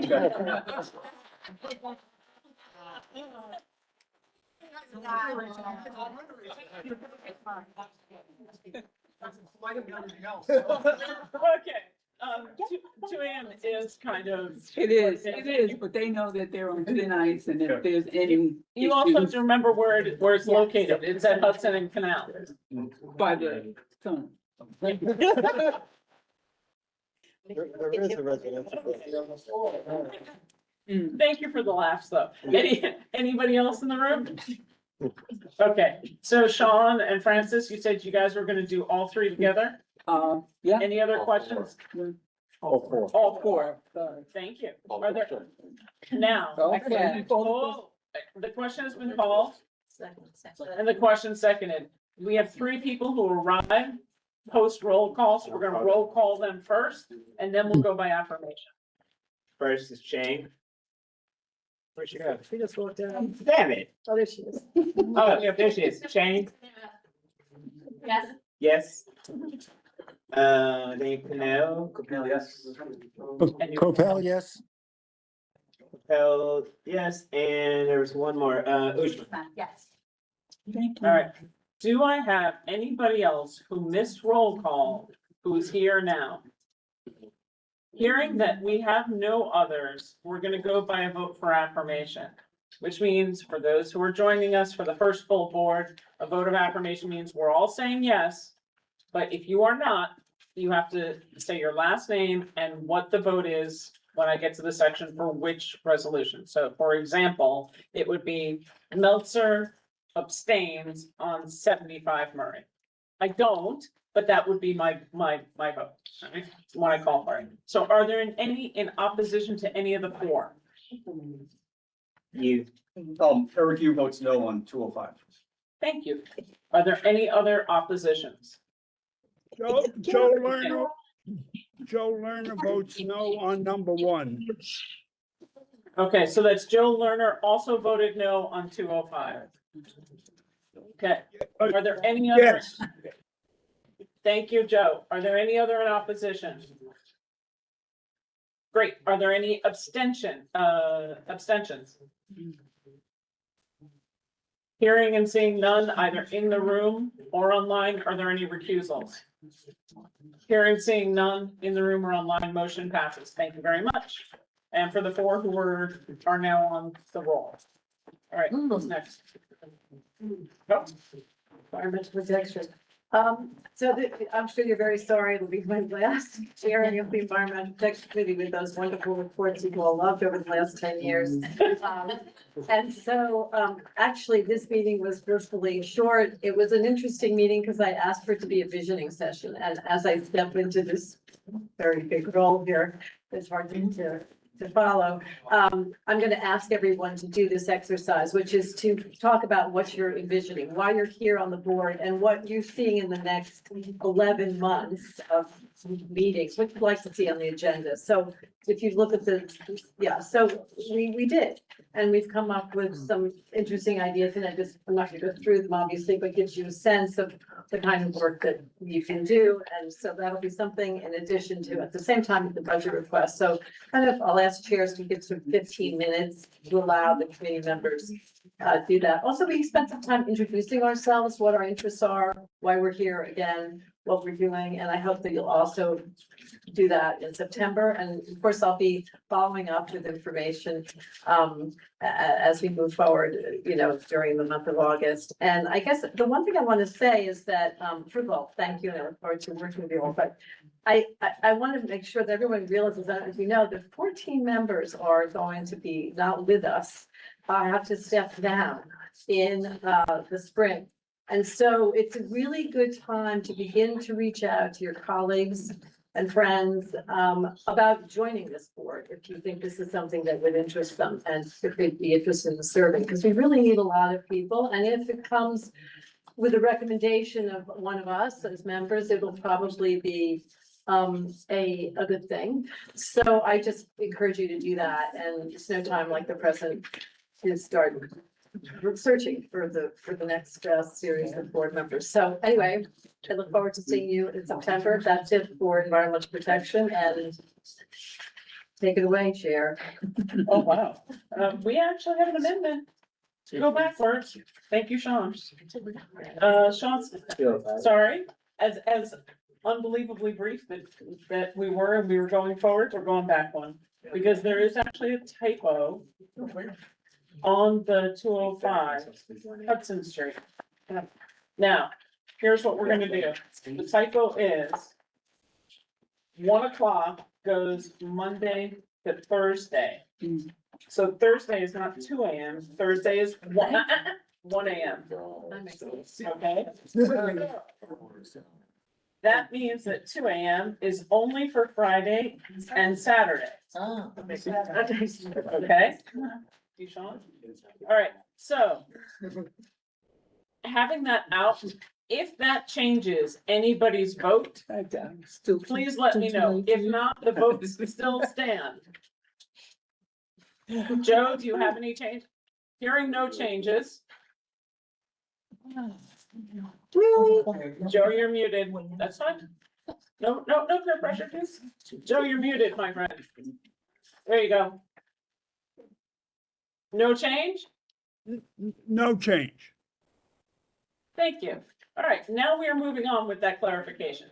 Thank Wait, you. pardon, and I'm saying yes, because it was the 1 AM during the weekday, I'm sorry. Is it too late? So are you? I'm okay with it now, because Okay, I didn't so- like the 2 AM week. All right, Yes, so I've reopened the vote. yes, sorry, Eric, you are parliamentarian as this vote from no to yes. yes, correct. Joe has stayed as he is, and with that and no other hearings or changes in the room, the voting on that resolution closes. Thank you. Please be kinder to Alex. Don't mind me.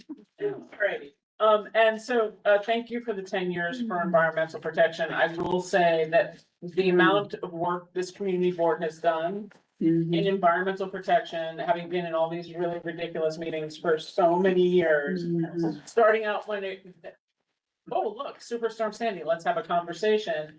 And everything else before that, everything from bird strikes to flooding to drain. I mean, there's been so much. And it's a lot of information and a ton of meetings and a ton of places. So thank you.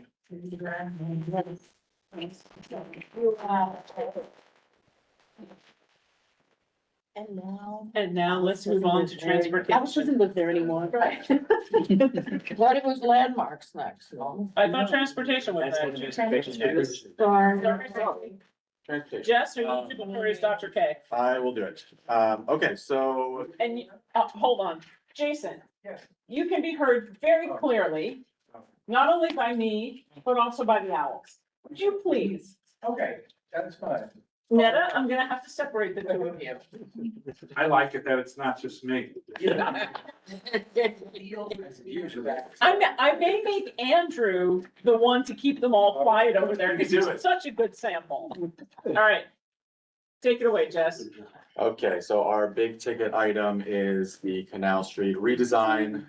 As you remember, back in December, DOT came to us with their plan for entirety of Canal Street. We passed a resolution back then that really didn't take a position, but kind of just gave a number of comments. They came back to us this month with a revised proposal. I'll say it's not all that much different. The biggest difference is that they are delaying, as you heard from the public comments before, the eastern portion of the project. So we only heard about from West Street to Broadway. There ain't that much earth shattering in this plan. It's mostly bumping out a bunch of curbs along the stretch of Canal Street, in putting a two-way bike lane on Grand Street and getting rid of some left turns off of Canal Street going north, which is meant to improve traffic flow by just keeping the cars going in one direction.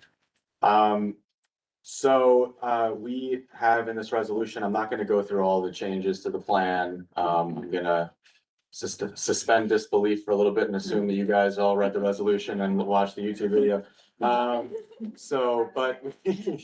we incorporated into this resolution basically every issue that was brought up by a member or a member of the public.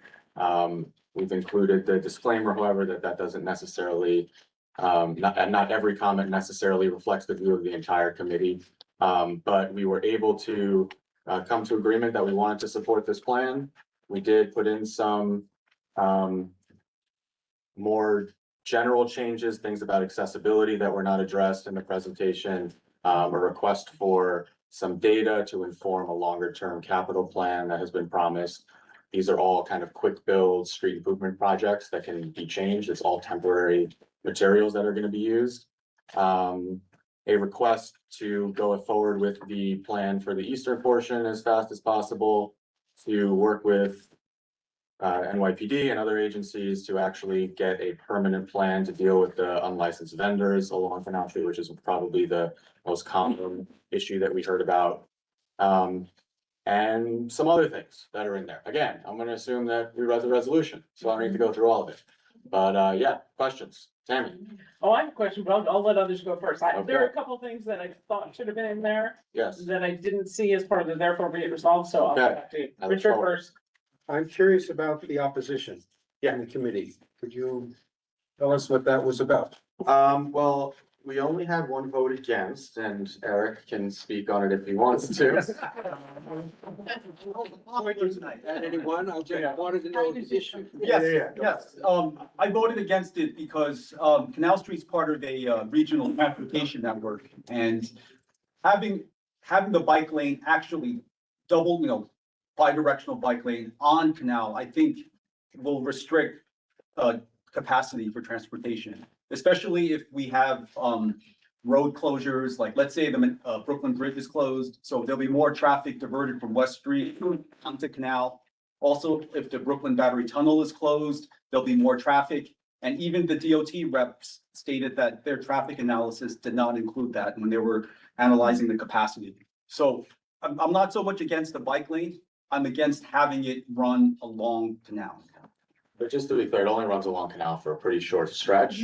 Although he's right that during that portion, it will take up a travel lane that's currently there, I believe. So it reduces the travel. Yes, and actually, I think two, but, and then, in one direction, I think, it's actually eastbound. Canal Street goes to one lane in that direction, and I think that's risky. For about 2 months. And that's a good segue to where I was going, because two of the things that we had talked about, the reason why we asked them to install a traffic signal at 9A at Spring Street was to potentially serve as a dedicated connector to the Greenway for cyclists as an alternate to Canal and Watts. Because the reason why they couldn't put the bicyclists is because there's only one pedestrian crossing on Canal. And so we had asked them to evaluate, be able to do that, because it'd be ideal to separate all the pedestrians and everything. And Spring especially there is Yeah. a less traveled. So I wanted, it wasn't just to have a traffic signal, it was to provide a way to get the bicyclists, have a dedicated bicycle. Yes, I hear you. Yeah, that is reflected in the whereas that has the list of grievances that we have there. The reason that I didn't put that in the therefore be it resolved is because that fell into the bucket of things that I don't think that there was consensus on. At least speaking for myself, I'm not a huge fan of just saying, let's pump this bike lane up to Spring Street. That's pretty far from Canal. I mean, it's like, why not send the cars to Spring Street? You know, it's like. It's right there and it's the next one. But as you go east along Canal, like And then eventually it's pretty far away. Connects to the northbound one. I That's know, what it, but that's like saying, like, let's just reroute bikes all over the borough. Like, the whole point is like, we're trying to be as close to Canal Street as possible. Right? We're trying to create, because people are just gonna, if you don't have an east-west connection near Canal, people are just gonna keep going on. it's near Canal. It's one block not. up. No, it's 4 blocks. It's pretty far, but once you get to Broadway, it's pretty far. But it wasn't supposed to go, that was the conversation. It wasn't going past Broadway. It was for the western side, which is only 1 block above Canal and got people away. 4 blocks. I know that all the time. It- That's what the Grand Street. And there's Heston Street. No, Spring is 1 block away when you're at West Street. When you're in West Street, Yes. but Canal is diagonal, right? So the distance increases. I mean, I'm just like. I'm just going on. I The other thing that we had asked was when we talked about the street vending, we also asked for materials. So for the DOT to consider materiality to prevent.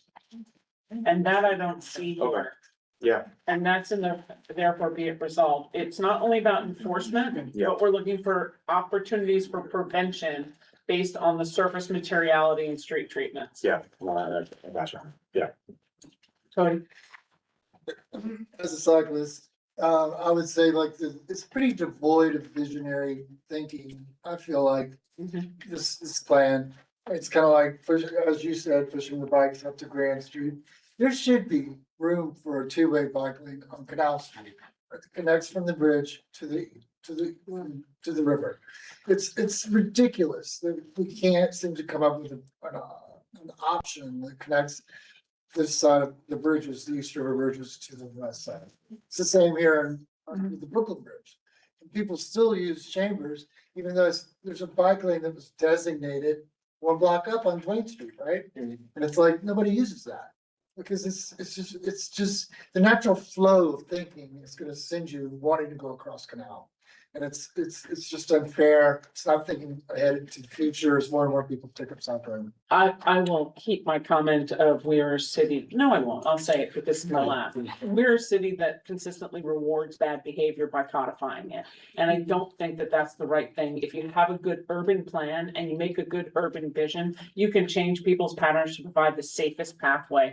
Because the pedestrians are the most vulnerable for anything, and that should be the first priority, hands down.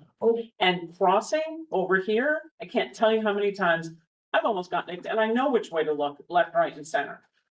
You know, so we can argue about Canal, Cambridge Street, we can argue about Canal, but at the end of the day, it should be pedestrians first, and we should be looking at a large urban plan, which the city has not done. They've not done an urban plan on connectivity since 97 in our district. Right. Period. And since that time, World Trade Center's gone up, World Trade Center's come down, and they took more streets than they were supposed to. Because Fulton was supposed to be crossed, and Bessie was supposed to be crossed. There were so many things that were supposed to be. So I agree with you in one way.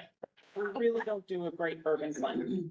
We haven't taken a look at looking forward for what we need to prioritize pedestrians first, to make it a city that's friendly for people to walk. Absolutely. I mean. So, and on the, hey, Jared, when did you show up? Okay, hold on, you have to wait. Mariama goes first, and then you, and you will have to vote by name. I totally agree with you, pedestrians first. I'm gonna be abstaining on this actually, because to Eric's point, Chinatown is a very in many ways, self-sustaining community. And they are greatly dependent upon trucks and cars being able to access that neighborhood for their deliveries, for their stores, to keep those small businesses going.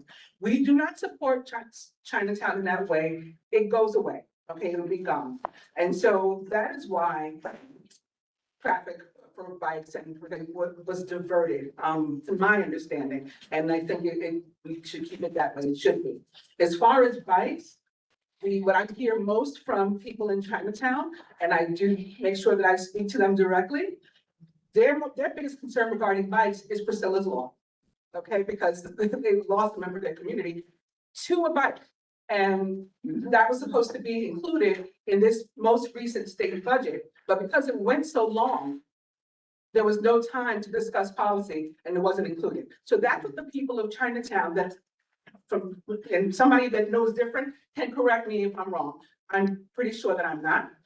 That's what the people of Chinatown want. However, in consideration of the people that we heard here, I will not vote no. I will take their what they want into account as well. And I'll just abstain from this. All right, Jared. And then Vera from Chinatown. Perfect. John from Chinatown.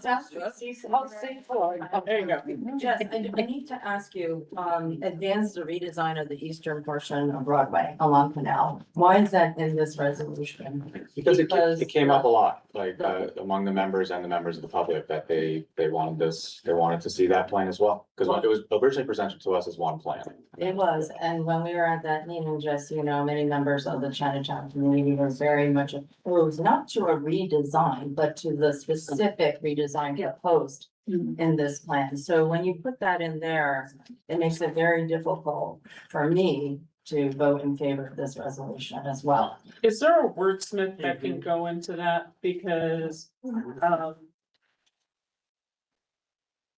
what Vera's saying is yes to advance a version of a redesign, but not the existing redesign. Yeah, I mean, I could say, That's what So- advance the process, you know, come, For like development. because they're, as part of the process, they're gonna come back to us with a revised plan. Including a revised plan based off of the community's feedback for the east side. Yeah, So how about the process and engagement for redesigning the eastern portion? yes, we can do that. So that, Does that work for you? Say it again. And advance the process for process and engagement for redesigning the east portion, okay, that's. which Is set, this an engagement or engagement? That's not. engagement in the We'll process. work it out. Yeah, but it's saying it's not the perfect plan. We want the process to move forward with engagement, right? Yes, they're acknowledging that there was a lot of opposition to what the redesign was. And we can actually say acknowledging there was a large amount of feedback. Then I might separate these two, Jess, because you've got Yeah. requests for adjournment, which is something we're not looking, we just want to see it. Yep. And then the second one is different, so I probably would just separate those two. Yep. Got it. We got two more.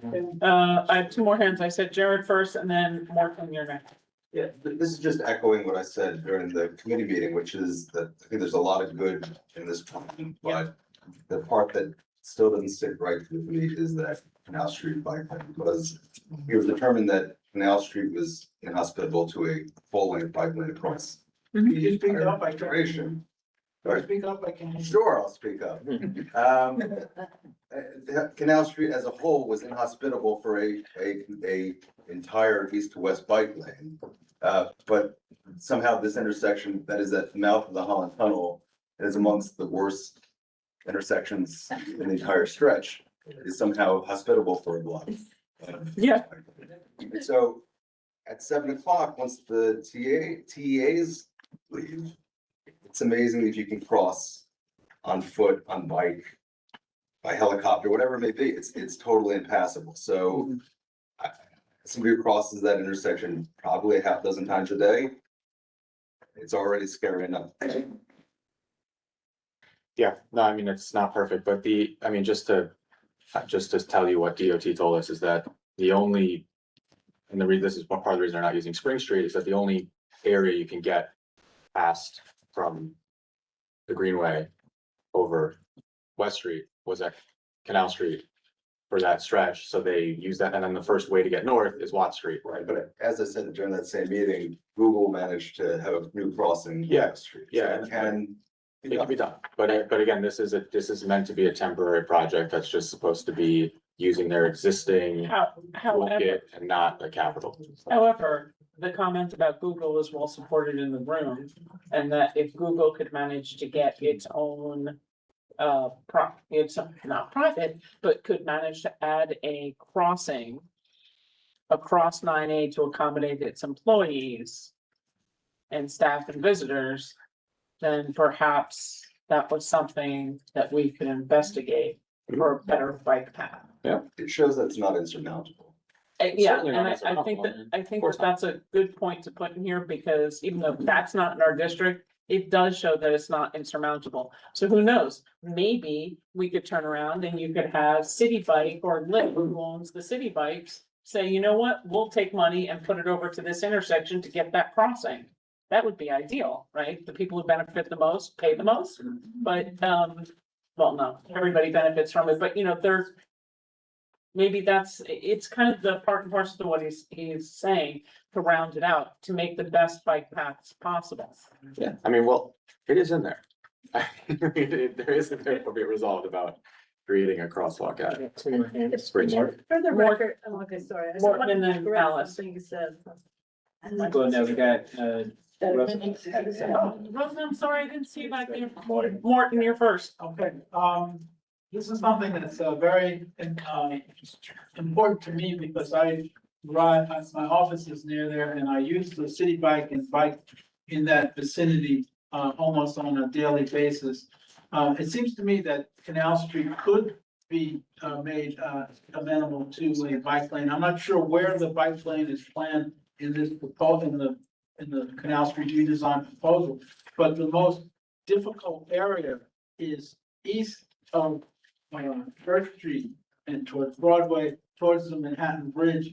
And one takes one's life in their hand by going on Canal Street with a bike, because you have, I don't know why there are always cars parked where there's no parking in that area. It's supposed to be no parking. There are vendors and but it is incredibly dangerous to bike east to west or west to east on Canal Street between Church Street and Manhattan Bridge. And if you can avoid it, if at all possible, I would avoid it, but sometimes it's hard to avoid it because you need to go at a certain place in that direction. So I would encourage there to be some type of bike lane. It's a very wide street, but it's very congested. There could be a plan that could develop a safe bike lane on Canal Street, whether it's two ways on Okay, Oh, one side. that's phase 2 on the east side, so you have to wait for that. Mouse to go here. Jared? I just want to add one thing. Okay. There have been people who have been killed on bikes. Oops, sorry. We know, we went over that. Rosa, I apologize, you're next, sorry, I'm getting lost. Rosa? Yes, safer bike lanes, call the question. no, we had another hand first. We have recognized hands in the room, so if they've already been recognized as hands up, then yes. You after can that. call for a motion to limit debate. Motion to limit debate, To how long?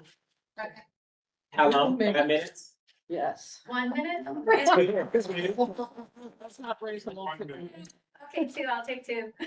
Do we agree? Do we, no, all right. Okay, so about 5 minutes. We're gonna say Motion to limit 5, debate which for will 5 give, minutes. which will give 2 or 3 people their hands time. Alice was next and then Vicky. I just want to point out that you had mentioned the word impermanent, and I asked specifically, was the quick build design built with the understanding of impermanence, and they were quite clear that it was not, that this was permanent, you could change it, but it was not. That's right, yes, it Is that can just- change, but it's not. For the record. Do we need to change? No, we don't have to do a thing. I just say it right. Oh, Sorry. okay. So at the meeting, I asked this quick build, the principles of quick build, which is a cheaper, faster, painting it out, this sort of approach that they're taking, which they, so let's just say is in our, they can pay for it out of their current expense, right? It's not a capital expense. I said this, because this has come up before, is this somehow not in your minds permanent? You know, is this not going to be permanently on Canal Street? And they responded, no, that this is permanent, but they can make changes, but they're not intending for this to be a phase where they're going to then do something else necessarily. So I just want to make clear that this isn't like something that tomorrow we're changing it, it's built into the process. That was my But they understanding. did commit to studying it after those changes. were That's made. correct. Okay. To continue. Anyway, All right, it all was a right. small point, let it go. Vicky, you're next. Oh, I just wanted to remind everyone, first of all, I'm an avid biker. So there are many, many routes, okay? And when you have lots of cars and trucks, it's not fun. I don't wanna, arm wrestle, and breathe that air behind trucks. So don't cry for us. There are many other streets, but the most important thing I wanna remind New Yorkers here is that there's some rules in New York City, and the east-west corridor, that is Canal Street, it's a very important route because all equipment and supplies to New York City, they come along the river, for example, on the West Side Highway. They can only come along Canal Street and go onto that bridge, because there are other bridges like Brooklyn Bridge does not take commercial traffic or any materials brought. So that's a very important route in the city, right? And if we're gonna have that kind of traffic, like I said, as a biker, I don't wanna inhale the fumes. I don't mind going somewhere else. Give it up for people who live there and the traffic that needs to go there. Give us some trees to suck up some of that. Rain and flooding. Some of that pollution, and really, don't worry about the bikes. Like I said, anyway, that's my two cents. Do you support Thank the you. resolution? Actually, I think that's a perfect way to sort of end this and wrap it. And then we can, Other question? and then Jeff had a question, if you support the resolution, which we will see. No, but I think it's trying to understand her comments. Is her comments that, and the resolution supports her concerns, or does the resolution cause her concerns? So your comments were, I understood your comments, but I didn't know. It doesn't put bikers on Canal Street, so. It does. It doesn't. It does. For It two does. blocks. Two blocks, I think we can live. It's a choice. I can go there or not. Don't worry. 2 blocks is fine. Most of us don't go along Okay. Canal Street. I Vicky support it. gave Okay. a really good roundup. The answer to the bike lane is for 2 blocks on Canal. Maybe it'll change if we get a lot of other things. Do we have anything else? Anyone else? No. No. Second. Questions called in second. Please don't make me no call. Chair, you need to state out loud. First, Yeah, yes. fantastic. So this is a vote by affirmation. So are there anybody in opposition? James abstains. Hey, I'm doing oppositions first. Opposition. Okay, Eric, you votes no. Okay, anybody else voting no?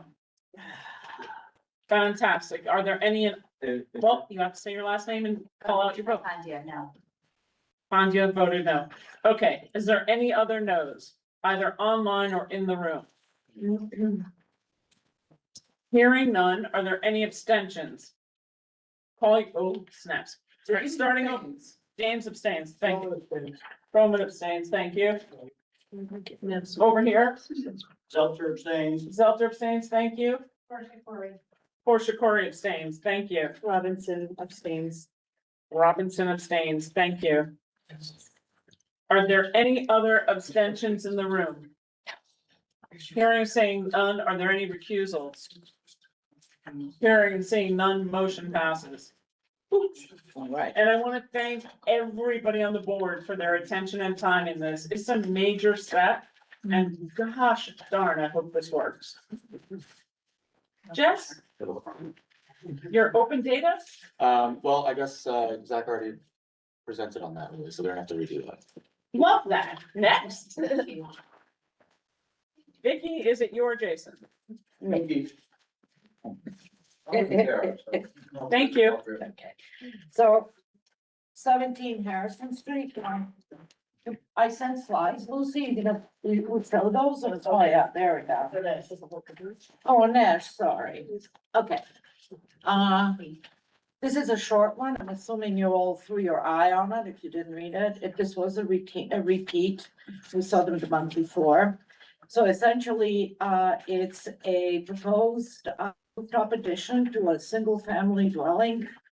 And I'm going to draw your attention to what took a lot of work to figure out why this was so important. Excuse me, see? It's this one, right, Jason? Yeah. Well, Yeah. Yeah, right, it's this view, it's this corridor, yeah. So you see, we'll show you some drawing, the addition is here, it conforms to all the Landmark Preservation Commission rules in terms of setbacks. But because these guys are so much lower, this exposes this all the way down. And so it's not as, discrete as we originally thought. All right, so the existing building is 1870 Federalist style, as stated by the architect, 4-story brick building, part of Tribeca Historic District. The proposal is to add a modern rooftop addition with glass sliding doors that are sufficiently set back from both Harrison Street and Greenwich Street at the rear. It is confirmed by the mock-up. You're not gonna see it. Yeah, I think, do we have another one on this? Oh, there it is. Okay, no, so you don't see it, from either the front of Harrison or Greenwich Street, but you do see it, like we said, along this corridor all the way. These are some examples. The main issue, lies in the fact that this west elevation is prominently visible. And the proposal is to add a modern rooftop addition with glass sliding doors that are seen and confirmed. And when, next one, please. When did we- That is it. Oh, that's it? Oh, can we go one back where you can see? No. Sure, that one. This one here. So they came back and they selected this zinc metal facade with this very large single abstract window, which does not seem to be complementary or harmonious with the neighborhood now. And so the Manhattan Community Board One recommends the Landmark Preservation Commission approves the massing proposal, but asks that the applicant reconsider the use of the harsh gray zinc metal at the west elevation and select something less jarring and more balanced in the Tribeca Historic District. This was previously very jarring, right? More so.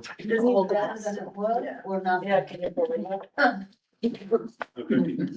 Yes. Would that less harsh zinc be something like even a brick veneer or a brick? No, they didn't want to do that, but for example, I'm sorry, because we had Why so did- many slides, I thought I gave some samples. He actually, the architect brought several samples from the neighboring buildings that had like copper addition, right? So if you got a red brick and you want to put a metal, how about copper? They didn't want to hear that, they wanted to have this, gray. He used as an example other additions that were put onto buildings later on. So what's happening, and I am not an expert in this, but what's happening is it's like a runaway train. One person does it and then the next person does it. And then that precedent wasn't. Hey, Bob, were you recognized or are you good? Okay, well, it's just, we went through this at two separate committees. And exactly what you said was brought up. Right. You should have been at the committee meeting. No, I It don't would have have to been go to awesome. every committee. It would have been awesome. That's what we have general meetings for. So Anyway, keep going. Well, no, I was going to say that one of the things that Jason and I advocate for while he chairs, like co-chair this committee, is that our obligation is to embrace and support all historical landmarks rather than just go, oh, okay, great, let's just, make another Right, okay. glass box. And we tried, and so the compromise was, the bulk is okay. But we would ask if the applicant or LPC would not approve. For example, we were looking at how silly this is.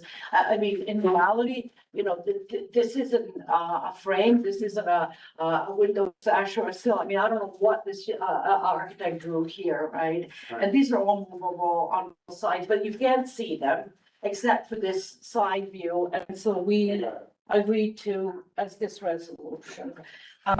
We can vote on this one, or, because the next one we disagree with completely. Call the question on the. Yeah. Let's So- Great, awesome. So vote by affirmation. Is there anybody opposed to this? Here's the post. You're opposed, any, This is a positive. No explanation. I'm opposed to it. Well, vote, it's. You guys say it's your last name. quasi-positive. Sure. Yeah, okay, Cameron opposed. Give a second. There's a what? Positive poster. I wrote it, no, the rest of the committee seemed to feel that, a modern glass box is okay, so. There's only so much argument. But if we, Are we voting? okay, so we're in the middle of the voting. Oh, I'm sorry. Oh, that's okay. Clarify. We have two that have opposed. Are there any other in opposition? We have three then. Three, I apologize. We have three that oppose. Is there any other in opposition? I just have a question. You oppose this? Well, I would have liked a, You don't like the glass box? You didn't oppose it in committee, though. That's all right. You changed your thinking. No, I mean, there's nobody opposed in committee. That's okay. You That's don't- fine. That's fine. You, So the answer is yes, she opposes it. She doesn't like it. anybody else who's in opposition? Robinson, what are you? No, just that needed clarification. Portia Corey, you need to be louder to be heard on record. I didn't say. Yeah, it's Tanya. Tanya, I couldn't see, I can't even tell who it is. I got it. Thank you. All right, are there any others in opposition? Thompson abstains. Okay, moving to abstentions. Are there any abstentions? Okay, we have lots of hands up, so let's do it one by one. We're gonna go around. Oh, Lord. Okay, Kuchia abstained. Norman abstains. Curtis abstains. Good kind of abstains. They're all together. Foxball abstains. Why not sugar pines? yeah, Foxball. Doesn't count. Cindy Espinoza abstains. This one's a fight. any other abstentions? I mean, I'm laughing, given that our chair and co-chair are now voting against it, I'm gonna abstain. I wasn't there. Well, all right, but. I'm gonna abstain too. Yeah, Lonnie, Okay, hold on, slow down. Blank abstains. Lion abstains. James abstains. Should we table this? Verda abstains. Who we voting? Lion. I Lion. guess we're voting that we say that the material, and the whole proposal, you know, harmonious. Okay, so can't relitigate. And I have a funny feeling that, with the amount of no's, there are 4 no's, because I was no. I have a feeling that, the motion does not carry thus far, so please stand by. Once he has the no's and the abstentions to see if it passes. Oh, were there any, Can I ask a were there any procedural recusals? question? Were there any recusals first to close the vote? None. Do I have to recuse because I love that Mexican bar right next to it? Not unless you had a financial interest in the building. Tammy, I'm concerned that some people don't know what they're voting. Okay, And so, but motion actually passes. It's 2010, 4, 10, abstain, 5 opposed. So And recusals don't factor in. there are no recusals. The count is not, yeah. So for everybody to understand, if you abstain, most often that basically means no without knowing no. Like you're not taking a solid position, but you're not really for it. So it ends up counting against the proposed resolution. And that is for those people who are new for us. It counts as a no. The one. exactly the when- same as a no. Right, when we send this to LPC, they will see the full vote. And by seeing the full vote, it will show that pretty close. Yeah. Right, 15 to 20. Sorry, updated numbers is 25, 5, 11, abstains. So 5 opposed. it's 20 to 16, Votes to vote. and that's. Okay, it's Richard, go ahead. We gotta keep moving, sorry, and you want. That's Jeff. Go to Jeff Galloway, sorry. Sorry.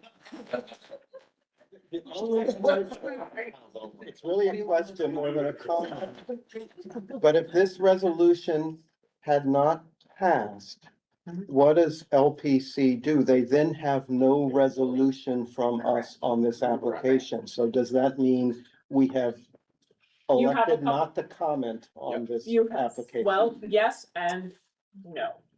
Because what we could do at that point, a motion could be made to take it up in new business at the floor here tonight. That's what I was To going to then turn say. it down as, I don't think people understood Yeah. that. that's that- not an option. That simply voting down a resolution doesn't give you a negative recommendation to the Correct. agency. It gives no recommendation whatsoever Correct. to the agency. So then they will do whatever they want to do without us having Correct. made a point. But Unless we make a subsequent resolution that is a negative resolution. correct, which you will see in coming months, I guarantee, because it happens.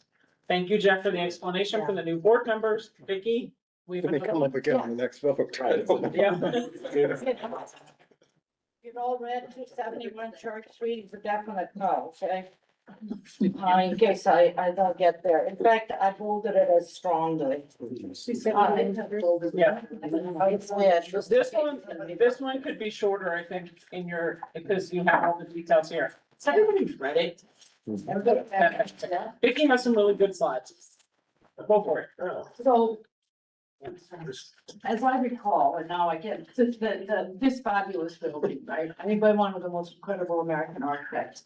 And, as Tammy says in here, in 2020, they came to us asking for a removal of one of the bays, and I think it's this one here. Stating that the main entrance to the building, ground floor, storefront, is through here. So you come into a vestibule, right? And then there are doors that take you into the store. The main claim here, as you read here, is that they can't rent it. So now this 1,000 square foot store is in peril. The whole thing is in peril because, they don't have a direct street entrance, and so now they would like to come in and ask if they could take and remove all of this historical fabric. And install the same unattractive door that we have here, I think. And, cause I asked him, it's just metal, extrusions, this is all bronze. Anyway, so we went through the whole thing, as you know, through here. The applicant has cited financial hardship. But we're saying that retail recovery data published by New York City planning demonstrates that retail conditions are continuing to recover throughout New York City. While approved residential conversions and new residential developments in the area are expected to increase residential density and pedestrian activity, creating future opportunities for the neighborhood.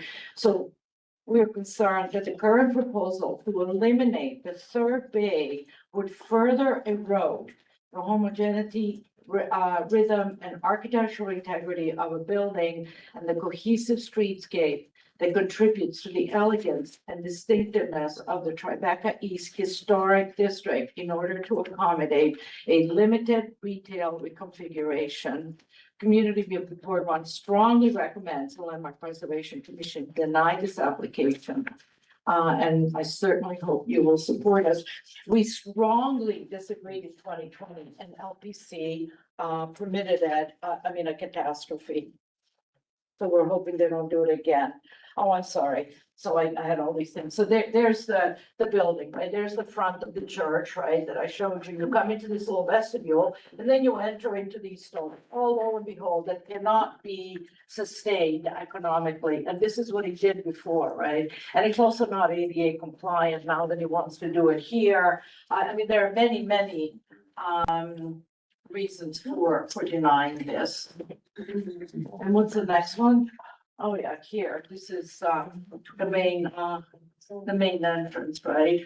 Look at how beautiful, all in bronze, spectacular. The next one. And it's just gouge all of this out, all of it goes out, and just, metal extrusion, nothing fancy, nothing special, nothing. He just wants to turn this into a storefront to match this thing. Okay. Brendan? Questions? Mine's just a quick comment, two things, which is, one, they make the call out that like it's impacting their finances, but like to your point, they have another space that's been rented for a long time, Tracy Anderson Studio, that's still there and still thriving. To further your point, of it not being ADA accessible, if you take that out, I think it's still a step down into that place. So like, that's not gonna stop it, so that I'm in support. It's just like like a fire sale. I can't rent it. I know what I need to do. Gut that thing out. And I mean, look, you've all seen, this is hardly the language of this building. And we didn't think it was worthwhile. And I think we'll probably make Jason go to LPC this time because we made a vociferous call. Great job. Do 2020. Okay. I think I heard a call to question. I heard, wait, I have a new board member who had a hand up, which I love. Yes. I just have a question. Why did LPC overrule us or not take our guidance last time? It's their prerogative. Because He we're, doesn't advise. it was advisory and they made a true financial hardship. They made out their plan. Right, now, it also made the building even on both sides. Okay. So you could kind of see where LPC was going and thinking, well, it was okay, not there. Okay. Thank you. All right, so with that question done, the Second. other thing that, did somebody else? Yeah, somebody called a question, I think. Yeah. So I'm seconding. Okay, fantastic. We're gonna go vote for affirmation. A vote by affirmation to a negative resolution means you agree with the resolution and we do not support this application. Okay, That's right. fantastic. Are there any in opposition? Are there any abstentions? Scott abstains. Scott abstains. Any others? Are there any recusals? Motion passes. For new board members who do not maybe understand what Vicky said. When we do a resolution like this, and it is somewhat controversial, you ask the chair, either the chair of the board, or the person who handles the committee of staff, or the chair of the committee or co-chair of the committee goes to LPC and testifies about exactly this. Because otherwise, you could be ignored. You still could be ignored, but. Yeah, exactly.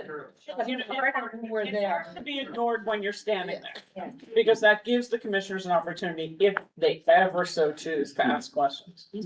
Which, If anyone is taking time, we have worry, you won't die. 5 more resolutions to get through. I and, think the last 3 will probably be relatively easy and we can take together, but just wanna level set our timing. and it's 8:30. Netta, you're up. We have one quick resolution and one update for the board, 67 Vestry Street. We reviewed this application, but this is a formal resolution that we're submitting. They're adding 2 accessory parking in an existing loading dock. The curb cut is already there. Thank you, Martin, for the slide. If you go to the next slide, you can see the building and you can see the top right into the entrance. The loading dock is existing and the curb cut is existing. We recommended approving this application. It is technically a clean application. It meets all the requirements set by city planning. We recommended approval with maintaining the curb and the maintenance of the street and the alternate parking site when it's in effect. Call the question. Oh, sorry. Jack? Which street is the parking on Vestry itself? On Vestry Street. Any other questions? Hearing, seeing none. What did you say, Alan? Second. Okay, vote by affirmation. Are there any in opposition? Coleman votes no. Meltzer votes no. Are there any others? Are there any abstentions? Sure, abstains. Any other abstentions? Hearing, seeing. What? Scott abstains. Scott abstains. Sure, abstain. Yeah, we sure do. I see what you did. Yeah, I've had more giggles tonight than ever. All right, hearing and seeing no more extensions, are there any recusals? Motion passes. Go ahead. So next, we have 100 Oak Street. This is just an update. We had applied, we had done the FOIL request to get the winning RFP. We presented it in the committee and we did have a very long discussion. And the developer and EDC have told us that the scheme has changed and they are working on a new scheme. So this is probably outdated, but we thought that it's important for the whole community board to know what was the winning proposal. Can you go to the next page? There were 3 options that they proposed. One was base case, density, and alternative case. 12 FAR is what is allowed currently on that site. 18 FAR is what the EDC had requested the applicants to do the building. And then there's another kind of like make your own path, kind of creative option that GFB had proposed. They are doing an 18 FAR. The number of affordable units stays the same, but they are using 2 government programs that they have listed. The numbers, we're not sure about the numbers that were exchanged. They were redacted. For the 3rd option is the only one that, somehow it was not redacted and you could get the numbers. If you go to the next slide. The 3 schemes, kind of 3D, so you guys can see the scale of it.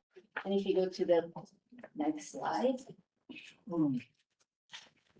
Kind of in context of how this building or development is going to look, that's the image on the left is base case, which is 2 towers, one at 640 and one at 720. The alt case, it is the taller tower, it's 870. The proportions are a bit different. Just as reference, it's as tall as the Gary building. So, but EDC and the developer have said that these schemes have changed and they are working on them, and we are expecting them to come back in the fall and give an update to the committee. Are you gonna mention it? Oh, sorry, go for it.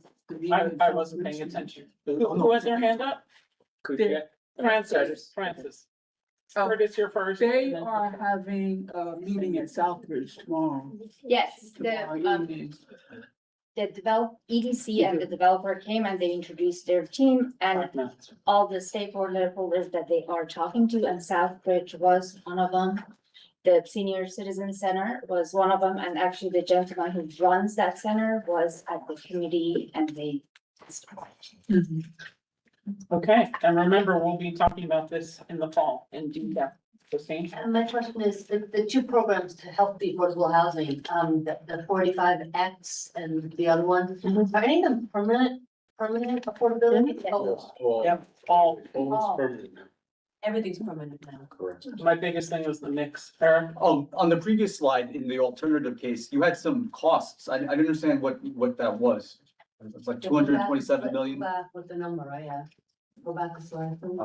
So the cost for the 3rd option was the only one that was, I believe, accidentally not redacted. Yeah, one more. Yeah, this one, what's that? What is that? So it's 227 million purchase price if they provide 751 affordable units. Oh, so what they pay is on what the number, They the pay plan less with the if they number of get more units. affordable. Okay. Yeah. And who are they buying it from, if I may? City. It should be up, the city said it was a less price. Yes. 100%. City has to approve, but again, city property is owned by the people of New York. Yes, that's. General Vermont. That's the. Just a question, we want more affordable. Okay, Jill? Yeah, I know there's no reso, but why have we done a reso that this should be 100% affordable? So, all right, so let's talk about the process, right? They came to us for the RFP. Yeah. We made a lot of asks in the RFP when they talked to us about gathering information. We foiled the RFP and the results because we never got to see if the work that we did was included. It was included as an appendix at the end. So you could see what the community was saying. It did not change the actual RFP. We shared the RFP information that we had, that we foiled. It took us, what? Is that 7 months to foil, 8 months to get the info, maybe longer. About that. They will have to go through ULURP for the site. We know they intend to go through ULURP for the site. If they didn't, there's no reason to have a density and alternative. We know they are. So we will have additional opportunities, but because this project is so large, so impactful, and so many variables, the choice that we made in discussions was that educate the community board now. Have you ask the question, so if you don't know about 4085X, you don't know about the housing, let's get everybody up to speed to understand the most amount of information that you can now. Yeah. And understand what's been coming out in the RFP. We know what comes to us at ULURP will be different than most any of it. Dumb question about ULURP. Mhm.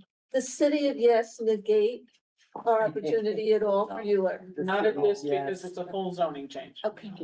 So, Okay. but you know, it's really important that everybody be as knowledgeable as you can. Yeah. Because this is a big thing. And when you think about affordable housing, you need to make a deeper thought process and kind of watch I encourage you to watch it. We'll have more. You have to think to yourselves, everything from, wow, is it okay to say that 91% of the entire building are studios and 1 bedrooms?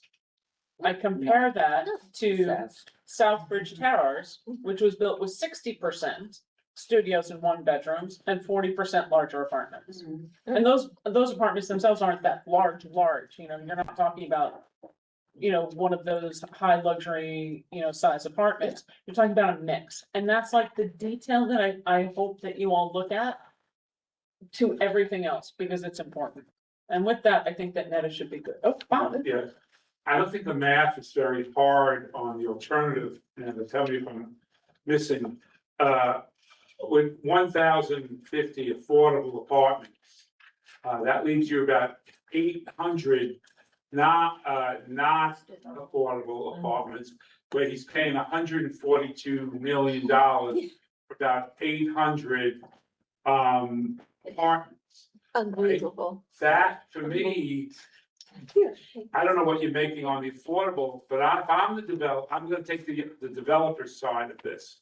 Not that I'm a developer, but 800 apartments to pay 142 million. How does that work? Maybe I'm seeing it wrong to the. It's 2,000. It's not 800, it's 2,000. It's 2,000, Say maybe, that, 1,950. So wait. Just stick with me for a second. You're paying for 800 million, non-affordable apartments. You're paying $142 million. Richard, do I have that right? No, because it's 2,000 apartments. It's 3,000 total. I see. 2,000 Oh, affordable. okay, I got you, kid. Yeah. But I'm seeing I'm using the The number 1,050. in the base 1850. You're saying that Oh, 3,000 this is it. apartments there? This says 3,000. I missed it. I mean. Thank you, Community Board 1. No, but you. So that's the metric, 2,000 apartments for $142 million. Yeah. Okay, Mariana, raise her hand. Don't worry about it, Stop. I think No, we no, should no. all chip in and make it count. Bob, thank you. Mariama. Mariana. EDC and HPD came to Quality of Life on this project.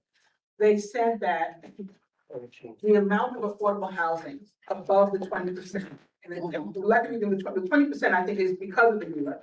They would not be required to do any affordable housing if were the project not going to ULURP. But they were willing to go above if they were successful in, once they sold the building, they had to buy another building, they said, in the same area And with the change that was left over, basically, they would give like the additional affordable housing. I'm just wondering if that's still being discussed. We did not see anything on that. That's a really. And I think they are providing 25% affordable. I think Hope increased it, like now it's a minimum of 25, but we started at 20 when the project was first being discussed. 45X requires 25%. 25% is what we're getting.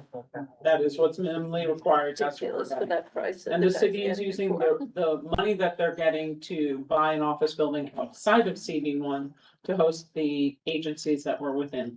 Well, okay, so that's changed then. Because when they came to us, they said they had to buy another building. They needed to be near City Hall.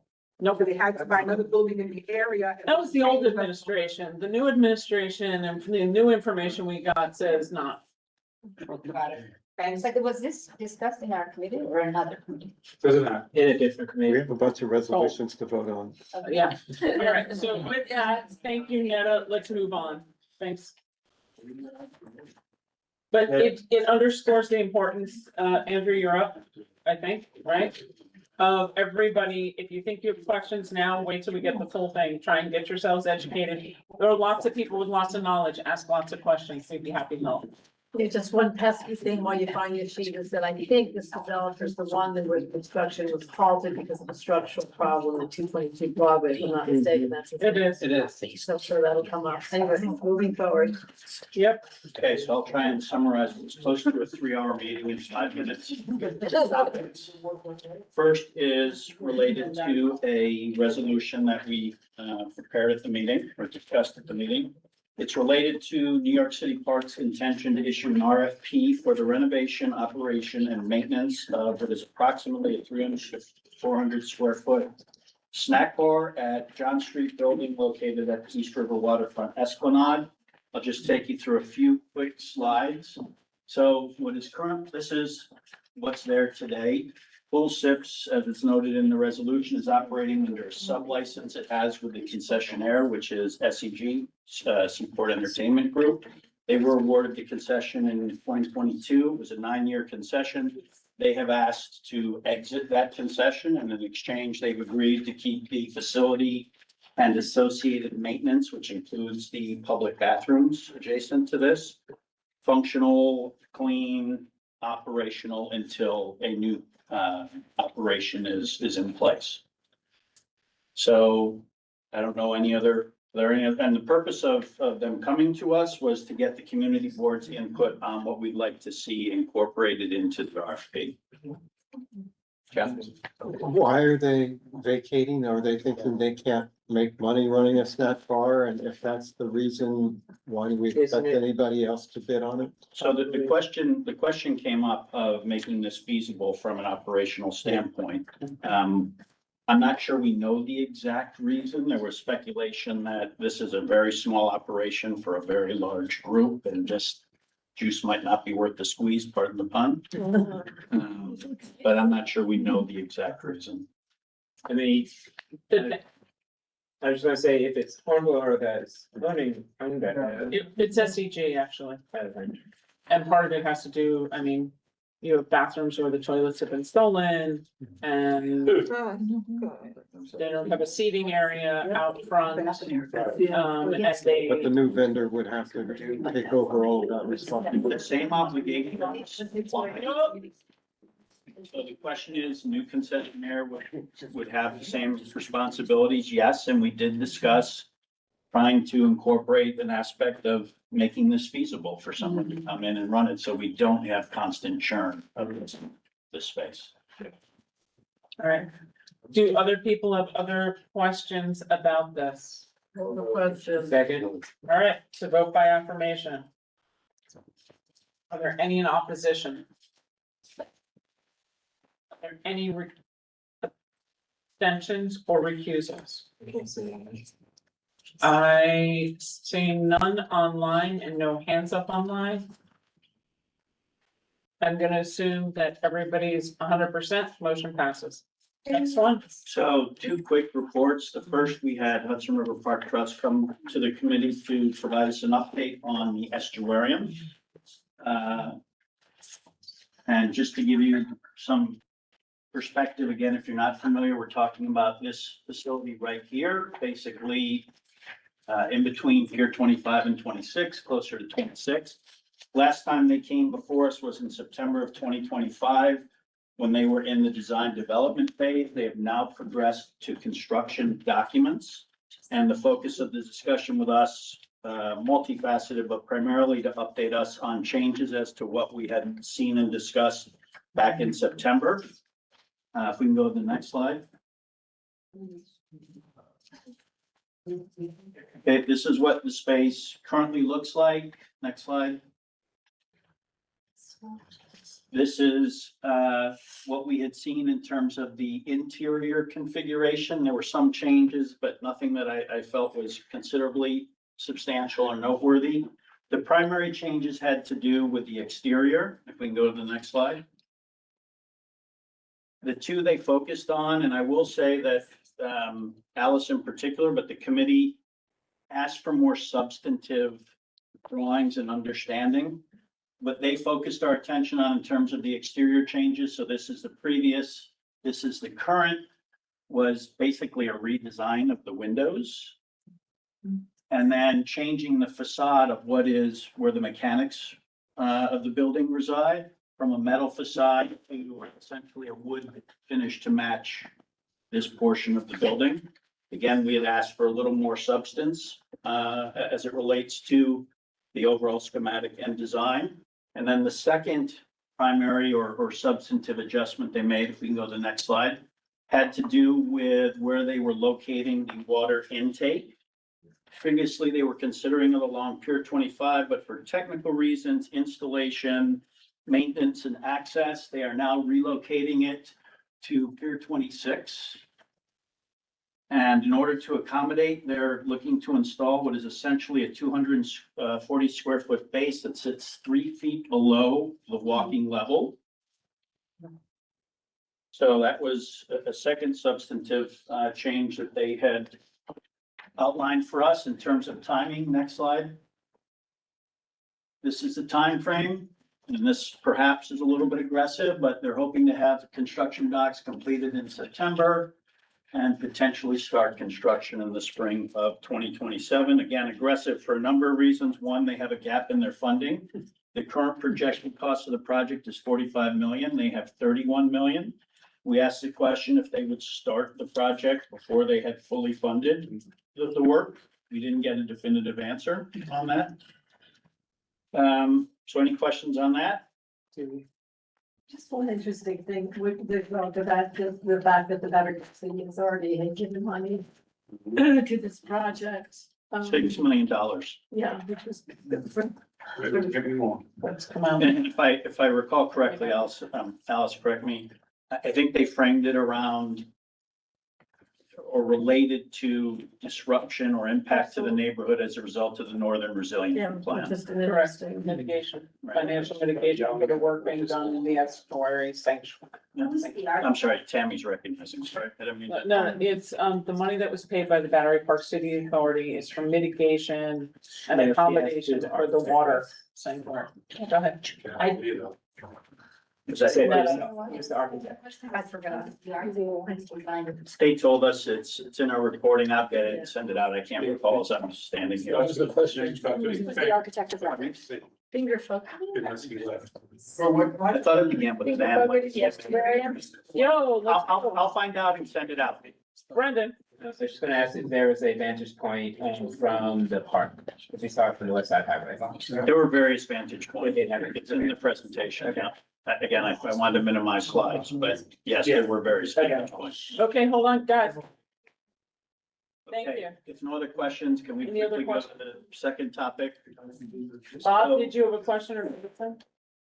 No, thank you for your service.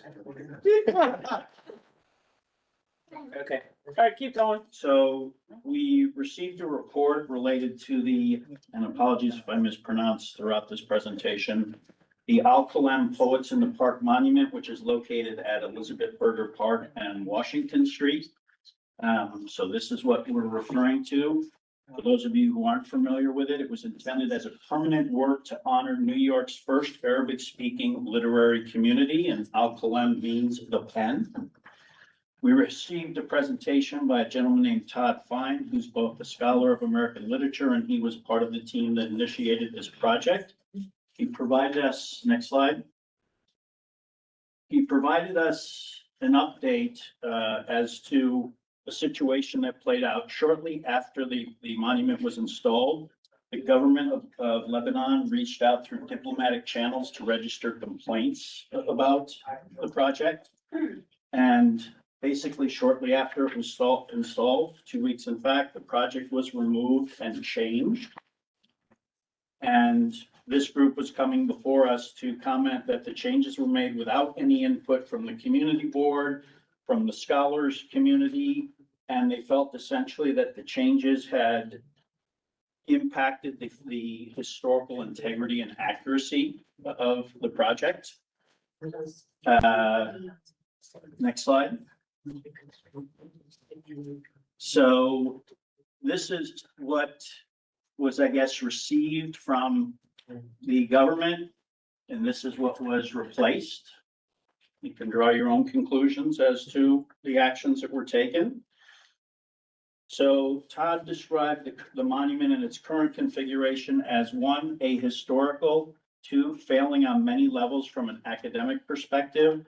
And there were also comments that there were key individuals, including an individual named Abdel Masih Haddad, co-founder of the Pen League, that were omitted or removed from the sign. We heard from family members. In fact, they read a letter that was sent to the Washington Street Group, had 44 signatories commenting on the impact of the historical integrity.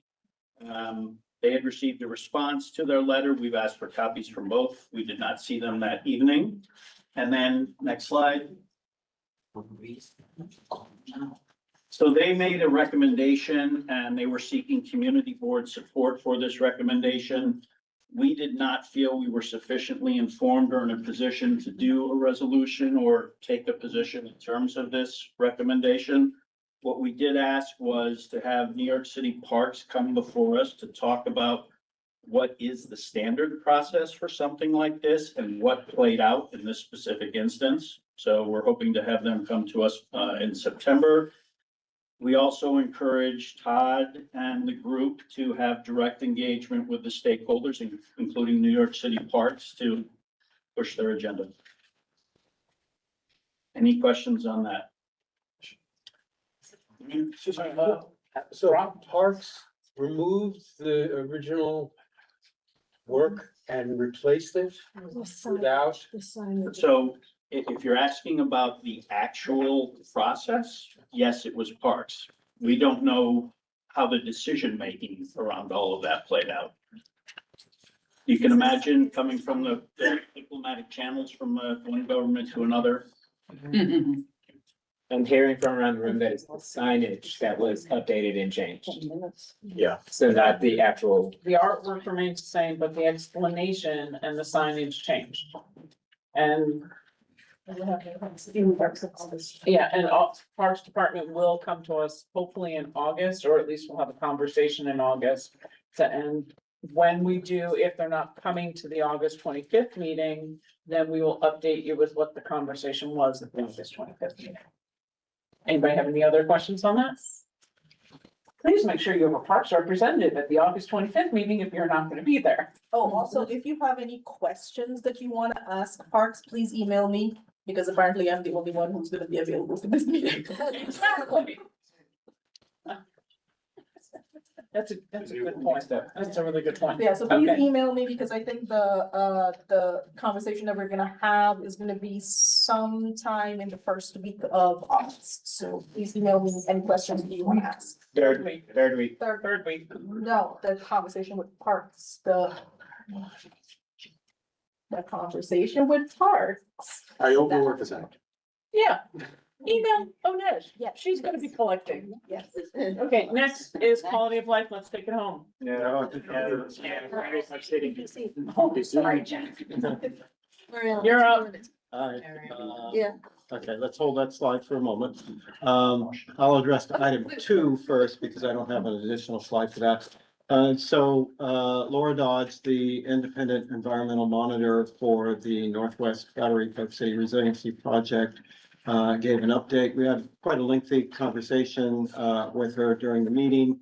There's been some frustration, both on her part and on ours, at the length of time it has taken for them to issue their first report, which would be covering the period, I believe, April through June. But they are nearly ready to issue the report. We've had the community board has a number of conversations with them, Tammy and I think Alice was on the call as well, in early July. So I think she has a pretty good idea of, and we of course worked with her before on other projects with great satisfaction.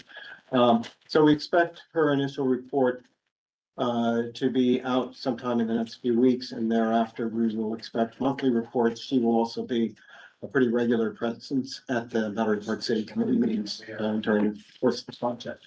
So now let's go to the next slide.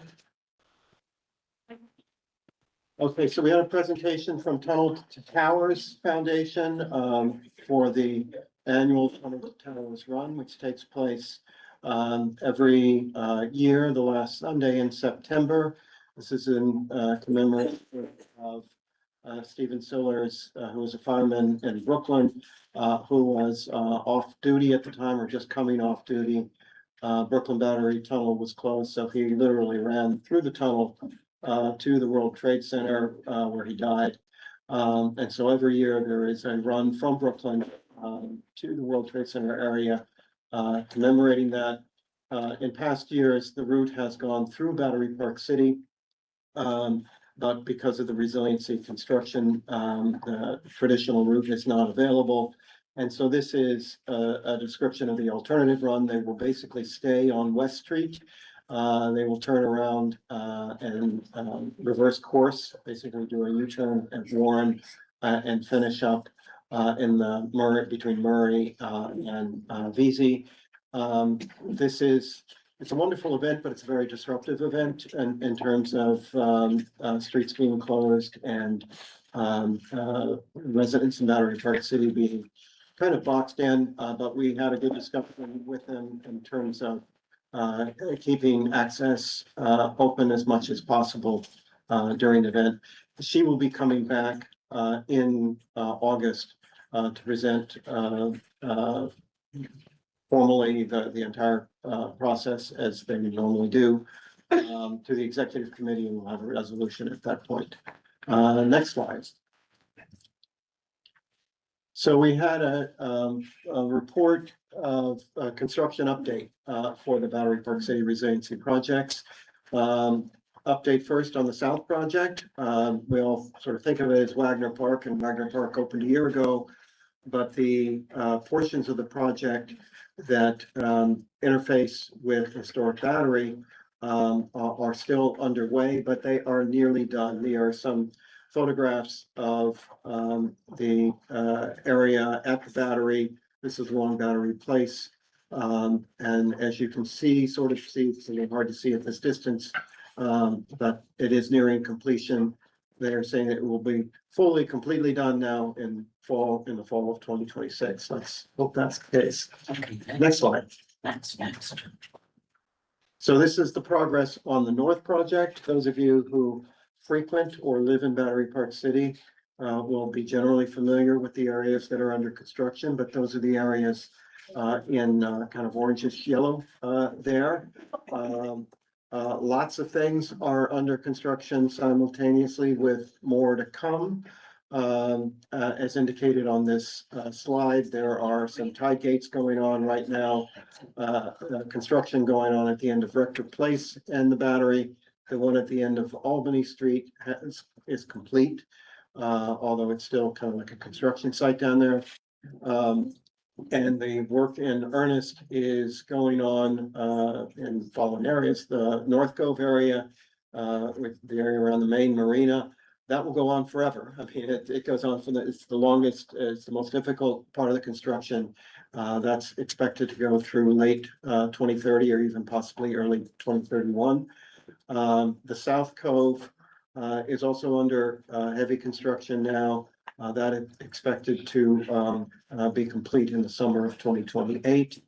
And then the South Esplanade, which is the area between the North and the South Coves, it's progressive, that work is progressing at the northern end of the South Cove. That is underway right now. The area between Albany and the rest of Gateway will be closed off in September. And we'll keep going from there. In the north, not as much work is going on, but major work is beginning in the very north end of the Esplanade. That yellow stuff you see on the far right, that's on the sort of the water side of Stuyvesant High School. That looks like that's going to also be through 2030, if I can read that distance. And work will be heading into, it's sort of heading up West Street already, and we'll be continuing to head in that direction. So we'll get periodic reports you can see for yourself by visiting. But we like to have, 2 or 3 month look aheads periodically. So stay tuned and watch the Battery Park City Committee agenda for those updates. And that's all I'm gonna report on. Do we have questions? Nope. No, we're good, thank you. And that was like super sweet on time, so thank you. That was 10 minutes. Sticks up, timing. There's, he's timing. Go by his clock. We go by his clock, you go dead on to the absolute thing. Next committee, and I think this is Mariana. this is Mariama, and the last one will be a roll call. Is this the last one? There's 3 resolutions. She's gonna tell us if we're gonna take it all at one or not. I think we probably can, they're not controversial in my mind. I think they are, yeah. To the first is with regard to the city's handling of the FOIL request for the 9/11 documents. So immediately after the disaster, basically, most of us knew, those of us that were deeply, involved and connected, knew that the city had documents, although they hadn't been found yet, and have been requesting them since the Giuliani administration. So every year we request them of the new or current administration, they deny us. During the Adams administration, they actually found documents. And so, right. Then that they really had to answer something. So it was at the end of his administration, so he didn't have to deal with it. Mamdani came in, said that he would allow for the documents to be handed over, and then changed his mind. So a 9/11 organization called 9/11 Health Watch, that is basically representative of responders, sued, basically filed an Article 78. And the judge ruled in his favor that they have the right to see the documents. And so now the city is trying to get that dismissed and override it. They do not want to hand over documents. So this resolution is asking that our congressman and our former congressman, both of which have been incredible on 9/11 issues, both Goldman and Nadler, they have a previous request of their own they put forward for these documents. So the resolution is asking that in accordance with their request, we get those documents. All right. That's the first one. The second Want one. to take questions on that one? Before we get- Hearing and seeing no questions, off to the second explanation. I'm sorry. Whoops, Desi. I do. Okay. And so having access to these documents allows for what? Information as to exactly what the city, basically the city government knew. And how that could have helped us, particularly health-wise, in terms of how people were gonna be affected. And it's still important because the health program and the Victims Compensation Fund run through the year 2090. Actually, President Trump, believe it or not, is who finally signed about 3 months ago, the bill for the full funding through the year 2090. So unfortunately, there will be or is expected that there will be people continuing to get sick. And so the more information that we have about those conditions and how to prevent them or what to look for, the better, obviously. Okay. Oh, I just want to mention, the question is that the city said they would release it only if they get a waiver of liability or something. Well, that's always been what Oh, it that was. was- I that's mean, always- even before documents were found, they would say they're considering, they'd say, oh, we're afraid of being sued. And this is what we've always heard. They actually can't be sued because the way that the droga is written, by entering it, we agreed that we would not sue the government. That's what the droga is all about. It's like, here's this compensation package, here's the healthcare package, right? It's basically, universal healthcare or Medicare for all at the, something like that. A free federal healthcare program if you are eligible under the law, For the right? eligible certified condition. Right, with a certified condition. Not- And so, once you're accepting that, we're agreeing not to sue the government. So it really isn't an issue, but they're making it an issue. Yes. So there is a whereas Hold clause. on a second, just for order placemaking, we're gonna go Richard, Sarah, Justine. You're up. Thank you. Thank you. Whereas on 3 of 3 takes no position on claims for liability. So what is that referring to? If it's not a lawsuit, what exactly are we taking no position on? We're not addressing the part about I'm just sharing with you that under Zadroga, that you cannot sue the government. That's the way it's written. But we're, as a community board, we're not taking a position on whether people are gonna sue or not sue. We're just making our request in accordance with the request made by Nadler and Goldman. And we're staying in that parameter. Just saying we're not taking a position on whether these documents will be used to Yeah, sue the city. I was just sharing with you guys, they can't be, actually, believe it, they can't be. Yeah, Yeah, not that. just in doing that. Just a quick thing, which, maybe you may have answered my question. I was wondering why is it only limited to, what Nadler and Dan Goldman have done before, considering they're both not going to be in office going forward? Or you're saying that specific request? Their request for the document, it's very detailed and it's good, right? And so we're just gonna stay with that. This is what the community wants. This is what, our representatives have outlined. You and answered my they've been question. good on it. I Yeah. was gonna say, add in, a whole laundry list of people, but we don't need to, it's their request. Thank you. Okay, those are the only 3 hands that I saw on this one. No, we have one more, right? 2 more. Yeah, we got 2 more. Oh, that was just for the first one. Yeah. I was, go for, No more hands on that. We're gonna try and do all 3 together and roll call it all. So go for, The second resolution was brought to us by Eric and Mitch from the Transportation Committee. Sort of rolled over. We were happy to accept it because it's also relative to quality of life. It's involving not enough Omni stations, places to purchase. So basically what has happened is our fare system for the public transportation has been privatized.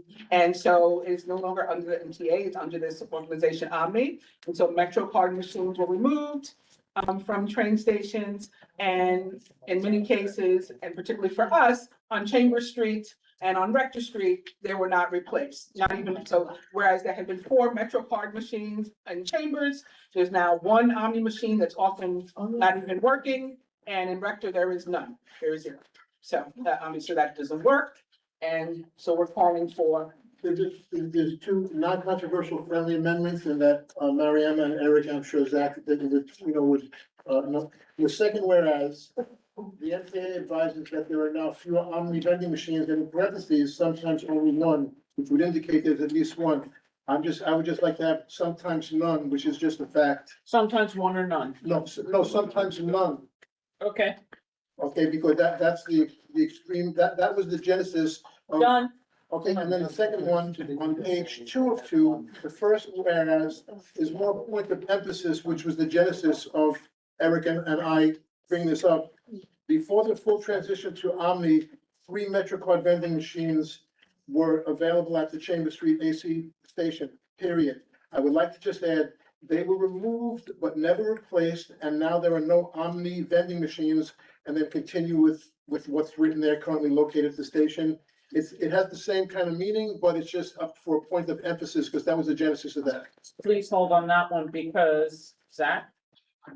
Why are there no vending machines there? I'm sorry? Zach? I don't know, are we talking about the same thing? We're talking, he's saying that they were removed Right. and there's none located there, but you're saying it, Is the, just clarification, MTA did say there's one at every station, but the That's not station true. could be, Okay. you know, We're they just talking have to about the be location. connected, that's all. We're talking about the location of Chambers Street and Church, which is the namesake location. There were 3 MetroCard machines there. They've been removed and they were never replaced. So that was the genesis of us bringing this up. And for a point of emphasis, yes, they're saying it's somewhere else that you can get to in the tunnels within. Right. it. you know So, what I'm talking about. right, but It's at the Park Place entrance. all right, but I think the major issue that goes between what the two of you are saying is Zach saying it's at the Park Place entrance. You're saying it's not in the primary entrance. And the question is that it should be in both places, correct? Yeah, right, because what Mitch is saying is still true. It's They were removed from Chambers Street and never replaced. Correct. That's all I wanted to add. And but what Zach is saying is we should say it is insufficient to have them only located at Park I Place. agree with Yeah, that. that you should say, yes. Yes, That's on the next word. That's the next Not being I stationed. was just referring to that one sentence. But it says it's not sufficient. Andrew? Yeah. Andrew and then Eric, yes. Sorry, related to the conversation we were just having, is it worthwhile to say wherever they're previously had? It's in this, later on, it's in that. That was one of Pat's suggestions, and it's in there. Eric? Yeah, somebody mentioned, yeah, it's 700 feet away in Park Place, and we felt that that's too far. Yes, there's a passageway, but it's too far. Yeah, and also I wanted to mention that this has other requests where with the Omni, Lucy, we want the same information for the riders. For example, when you tap, it should tell you your remaining balance as well as how many rides. is that not on here? Yeah, Yes, we put that, it's on there, rated down. And plus it also. right, that we want it so that it informs the riders how many rides they've had so that they can reach this. It just says- Eric is reiterating that we want things that existed before under the public system Right. that was run by the MTA. Right, under this new privatized system, we want what existed before. But it's in here. Okay, we're good. Last one, Okay, last one for Mariana. And then no before, more questions on that. before we take the vote, I have one announcement. So that's accepted, right? That's important during the voting season, yes. Thank you. Thanks, Dan. The last one is with regard to new policies that were added to the World Trade Center Health Program by NIOSH, sort of specifically. So not by like the top, not by the CDC, not by RFK Jr. Yeah, this is, so not something that had to be done, right? It's something that this agency has taken upon themselves to make this just sort of random decision. To now require people, new people who are applying, is particularly if you're applying for like an upper or lower respiratory certification, as opposed to a cancer certification or something, or perhaps GERD, that you, within 5 years of your exposure, so that would mean either in 2001, your exposure, your 5 years would put you to 2006, or if you were certified exposed 2002, that's the max, then you would be, you would have until 2007. Within those periods respectively, you would have to have medical records now that you have access to in order to apply. Well, this is ridiculousness. This is just a barrier to care, right? And so we want to get rid of it before it goes any further. And so that's what this resolution is calling for. Any questions? No. Richard? So I have two comments. It was very hard to understand the way it was written, what this was about, so I would suggest that the whereas clause that on the page 2 of 3, the third from the bottom, which is actually what this is about. What do we call it? It's a good summary. The actual change in policy he put up front. Okay. So that it's the first whereas, or so that we know what it is we're talking about. That's my first suggestion. And then Accepted. on page 1 in paren at the bottom, I don't think it's helpful or even to speculate about what Governor Whitman has or has not said about this, and I don't think it makes any difference. And I would suggest that parental or parenthetical remark. To the best of our knowledge, Whitman has not publicly recanted her claim to the community. I don't think it's helpful, and we're just speculating. We really don't know.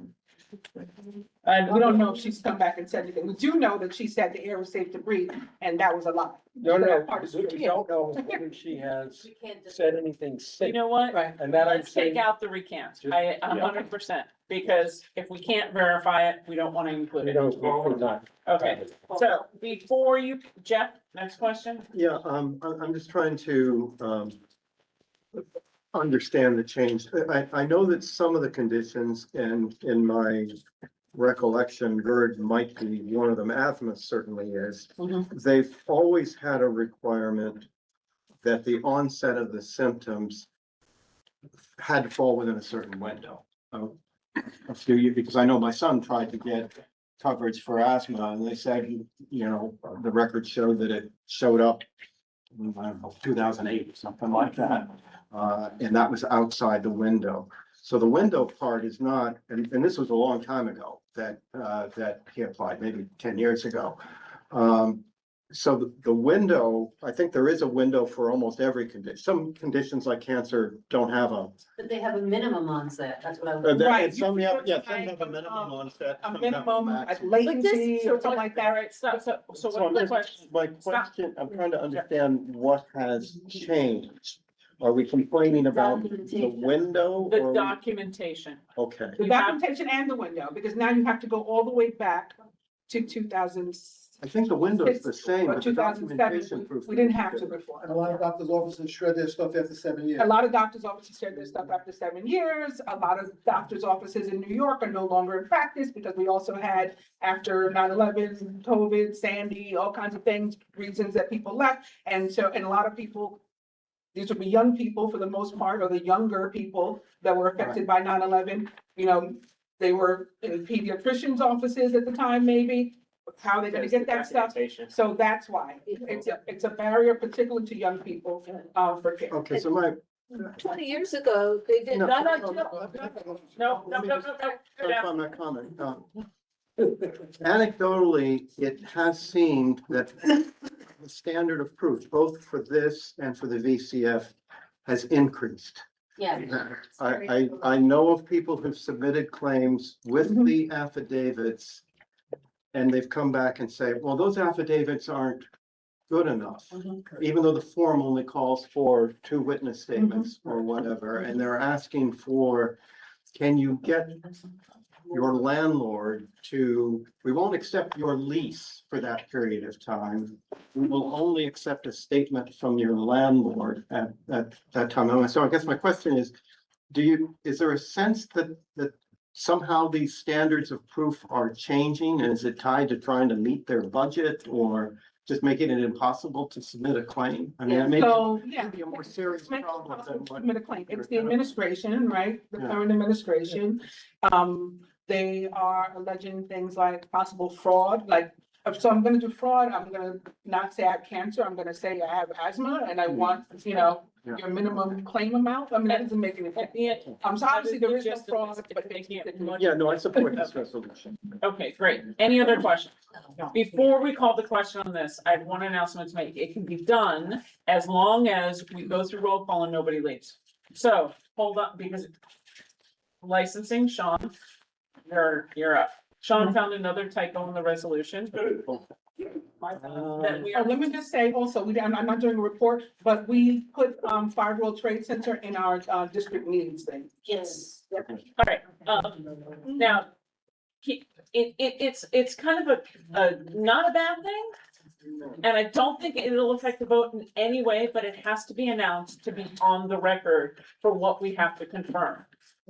Sean, 205 Hudson, Monday to Wednesday, midnight, not 1 a.m. But we need to. so it needs to be, it will be confirmed. We did vote. It needs to be confirmed. We believe it's midnight. It will be affirmed. It has to be on record that we think it's midnight. And does anybody object to midnight? No. No. Fantastic. So that's now on the record. Now, Question? for quality of life, Don't it's been care. called and We have seconded. to go to This is a roll call vote. Here it goes. Blake, Yes. Bucksbaum, Yes. Cameron, Yes, Cameron. Dell, Yes. Shane, Yes. Chapman, Yes. Charkoudian, He's gone. Coleman, Yes. Foreman, Yes. Guccia, Puccia, yes. Curtis, Yes. Espinoza, Yes. Flores, Yes. Frito, Yes. Friedman, Yes. Roman, Roman, yes. Galloway, Galloway, yes. Goldstein, Gone. Goodkind, Yes. Hernandez. Hubbard, Yes. James, James, yes. Kay, Yeah. Fennell, Pinelli, yes. Capel. Gone. Okay, Lerner, Joe? Joe. Oh, yes, yes. Lyon, Nelson, Meltzer, yes. Mensley, Yes. Panya, Yes. Kuchikari, Robinson, Hey, Robinson, yes. Scott, Yes. Shear, Yep. Song, Yes. Thompson, yes, Townley, Downley, yes. Piercian, Yes. Ware, Yes. you, Yes. Zelter. Motion passes to. Do I have a motion to adjourn? Motion adjourned. Second. Thank you. Thank you.